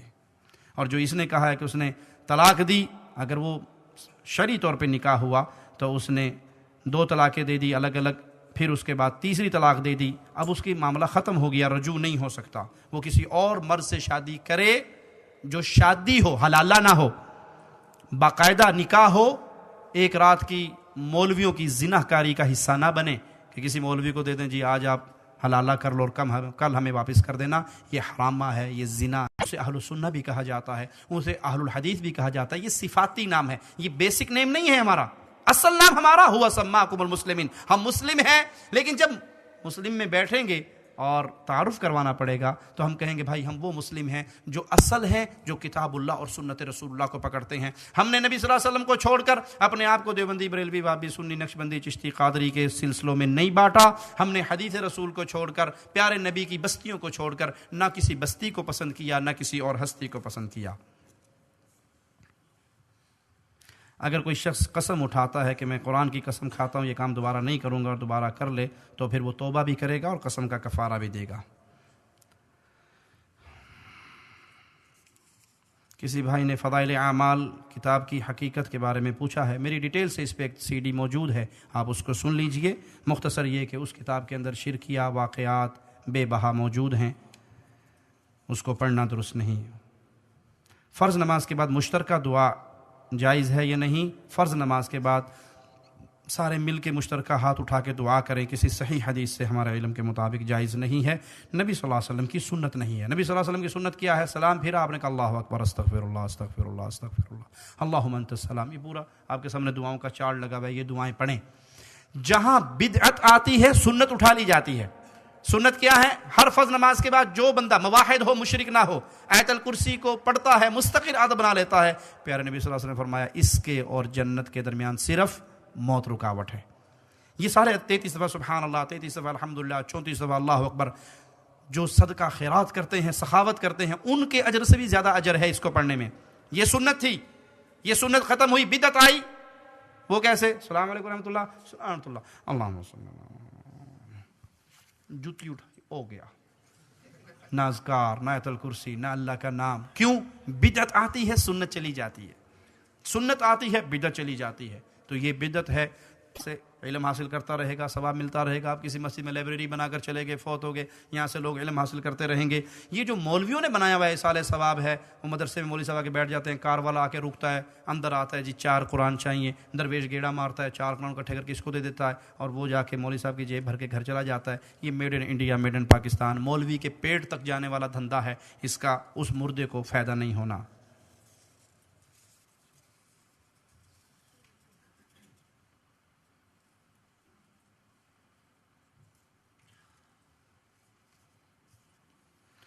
الحمدللہ میں مسلمان کے گھر پیدا ہوا، کافر کا کیا قصور ہے کہ وہ غیر مسلم کے گھر پیدا ہوا؟ اور غیر مسلم آج کے مسلمانوں کے حالات دیکھ کر اسلام سے بہت دور بھاگتے ہیں، انہیں کیسے صحیح راہ دکھائی جائے؟ اللہ کا شکر ادا کیجیے آپ مسلمان کے گھر پیدا ہوئے، اور نبی صلی اللہ علیہ وسلم نے فرمایا کہ ہر پیدا ہونے والا مسلمان ہی پیدا ہوتا ہے. کافر کے گھر بھی جو پیدا ہو رہا ہے وہ مسلمان پیدا ہو رہا ہے، فطرت پہ پیدا ہو رہا ہے. پھر اس کے ماں باپ ہیں جو اس کو مختلف مذاہب میں بانٹ دیتے ہیں. تو انا ہدیناہ السبیل اما شاکرا و اما کفورا، اللہ نے راستے کھولے ہیں. جہاں دنیا کی باقی چیزوں کے لیے تحقیق کرتے ہیں، وہاں اسلام کے لیے، اللہ کو پہچاننے کے لیے بھی تحقیق مسلمان پہ لازم ہے. وہ سب پہ لازم ہے جو تحقیق کر کے حق کا راستہ پاتا ہے. جو تحقیق کرتا ہے تو اللہ مالک کا وعدہ ہے جو میرے راستے میں چلے گا ہم اس کے لیے راستہ کھول دیں گے. جو لوگ پیروں کے عرس میں شامل ہوتے ہیں، یہ تمام بدعات ہیں جو لوگوں نے بنا لی ہے کاروبار اور دھندے کے لیے. دکان بنائیں گے تو کوئی نہ کوئی خطرہ ہوگا، کوئی چوری کر جائے گا، لاس ہو جائے گا، چیزیں خراب ہو جائیں گی. ایک قبر بنا لو اور اس کے اوپر بڑا سارا بورڈ لگا دو، بس ساری نسل کے لیے کھاتا کھلا ہے. نہ یہاں پہ فیکٹری خراب ہونی، نہ مشینری خراب ہونی. جہنم میں جانے کا راستہ بھی کھل گیا، پیٹ کو جہنم کے بھرنے کے لیے بھی راستہ کھل گیا. میرے ساتھ میرے گھر والوں نے کچھ برے الفاظ مجھے کہے، میں نے جواب نہیں دیا، لیکن مجھے دلی دکھ ہے. اب مجھے کیا کرنا چاہیے؟ ایک شخص آئے نبی صلی اللہ علیہ وسلم کے پاس اور کہا میرے خانوادے والے لوگ میرے ساتھ برا سلوک کرتے ہیں حالانکہ میں اچھا کرتا ہوں. آپ نے کہا یہی تو نیکی ہے. اگر اچھا کرو تو جی کو جی تو سارے ہی کرتے ہیں نا. وہ آپ کے ساتھ برا سلوک کرے اور آپ اس کے ساتھ اچھا سلوک کریں، یہی وہ نیکی ہے جس کو شریعت نے جس کا حکم دیا ہے. اگر کوئی شخص یہ دعویٰ کرے کہ اس نے خواب میں نبی صلی اللہ علیہ وسلم کا دیدار کیا ہے یا بتایا کہ اسے کسی قریبی رشتہ دار نے دیدار کیا ہے، تو ہمارا اس بارے میں کیا رد عمل ہونا چاہیے؟ کہ ہمیں اس سے تفصیلات معلوم کرنی چاہیے. دیکھیے، رسول اللہ صلی اللہ علیہ وسلم کا دیدار اللہ اپنے بندوں کو کسی کو چاہے کرا دے، ممکن ہے، کوئی بعید نہیں ہے، اللہ کی رحمت ہے. لیکن دیدار کرنے والے کے پاس گارنٹی نہیں ہے کہ واقعی یہ رسول اللہ صلی اللہ علیہ وسلم ہے. یہ سچ ہے کہ شیطان نبی کریم صلی اللہ علیہ وسلم کی شکل میں تو نہیں آ سکتا، مر جائے گا مردود، لیکن میرے نبی صلی اللہ علیہ وسلم کی صورت پہ بھی اللہ مالک نے ایسا پہرا دیا ہے کہ شیطان نبی کی صورت اختیار.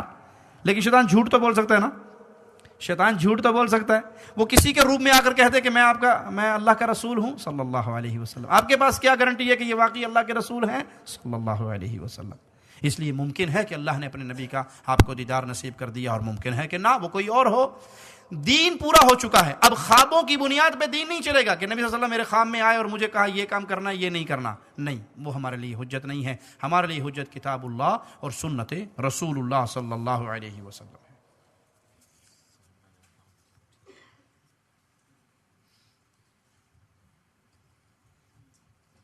جو عمل صحابہ نے کیا وہ ٹھیک، جی صحابہ نے جو عمل کیا وہ رسول اللہ صلی اللہ علیہ وسلم کی سنت کے مطابق. اگر کسی صحابی کا عمل سنت رسول سے ٹکرا جائے گا تو وہاں پہ ہمارے لیے حجت محمد کریم صلی اللہ علیہ وسلم کی حدیث ہوگی. اگر ایسا ہو صحابی اللہ کے نبی صلی اللہ علیہ وسلم کی حدیث پہ عمل کرتے ہیں، لیکن ہو سکتا ہے کسی صحابی کو کسی حدیث کا علم نہ ہوا ہو، تو ہمارے لیے حجت رسول اللہ صلی اللہ علیہ وسلم کی حدیث ہے. ہاں، اور صحابہ کا وہ فہم ہے جنہوں نے وہ حدیث سنی. پھر اس میں اگر ایک صحابی کا عمل ہے اور باقی صحابہ کی کثرت اس کے خلاف عمل کر رہے ہیں، تو وہاں پہ ہم جمہور صحابہ کے قول کو لیں گے. واللہ اعلم. اللہ کے بارے میں کسی کو کیسے یقین دلا سکتے ہیں؟ یعنی کوئی دہریہ اگر ہو تو یہ کائنات، یہ مخلوق، یہ اس کا جسم، اس کا وجود اللہ کی نشانی ہے، بول بول کے بتا رہی ہیں. امام ابو حنیفہ رحمہ اللہ کے ایک دہریہ سے مناظرہ ہوا. تو آپ دریا کے کنارے کھڑے تھے، دریا کے پار دہریے کی بستی تھی. تو جو ٹائم طے ہوا تھا اس ٹائم پہ امام صاحب نہیں پہنچے، آدھا گھنٹہ لیٹ پہنچے مثال کے طور پہ. تو دہریہ کہنے لگا مسلمان بنے پھرتے ہو، مسلمان وعدے کے بڑے پابند ہوتے ہیں، آپ اپنے وعدے پہ کیوں نہیں آئے؟ کہا نہیں، اصل میں نے وعدے پہ تو آنا تھا، لیکن میں جب دریا کے کنارے پہ آیا تو کشتی وہاں پہ کوئی تھی نہیں، تو میں کھڑا رہا. اچانک میں نے کیا دیکھا، ایک درخت تھا وہ کٹنا شروع ہو گیا، اس میں سے لکڑی کے پارٹس تیار ہونے شروع ہو گئے، تختے بننے لگے، پھر وہ تختے جڑنے لگے آپس میں، اور پھر جڑتے جڑتے پوری کشتی بن گئی. پھر ایک ڈنڈا سارا آیا چپو چلانے کے لیے، وہ آ گیا، جو وہ ساری بن کے میرے سامنے آ گئی، تو میں اس میں بیٹھ کے پھر آپ کے پاس آیا، اس لیے میں آدھا گھنٹہ لیٹ ہو گیا. کہا کتنا بڑا جھوٹا ہے تو، کتنا بڑا جھوٹ بولا تو نے. ایسا کیسے ممکن ہے کہ ایک درخت اپنے آپ کٹنے لگ جائے، اپنے آپ اس کے تختے جڑنے لگ جائیں اور اپنے آپ اس میں سے کشتی بن کے تیرے سامنے آ جائے؟ امپاسبل ہے. کہا سبحان اللہ، ایک چھوٹی سی کشتی کے بارے میں تم یہ عقیدہ نہیں رکھتے کہ وہ اپنے آپ بن جائے؟ یہ پوری کائنات اپنے آپ بن گئی. کبھی کوے کے انڈے کے اندر فاختہ پیدا ہوئی، کبھی ہرن کے پیٹ سے کتیا کا بچہ پیدا ہوا، کبھی انسان کے پیٹ سے جانور کا بچہ پیدا ہوا. یہ پورا سسٹم چل رہا ہے. کیا یہ خالق و مالک کے چلائے کے بغیر چل رہا ہے؟ تو اس کو اس کے وجود کی مثالیں، اس کے سامنے اس کائنات کی مثالیں دیجئے اور اللہ کے وجود پہ یقین دلائیے.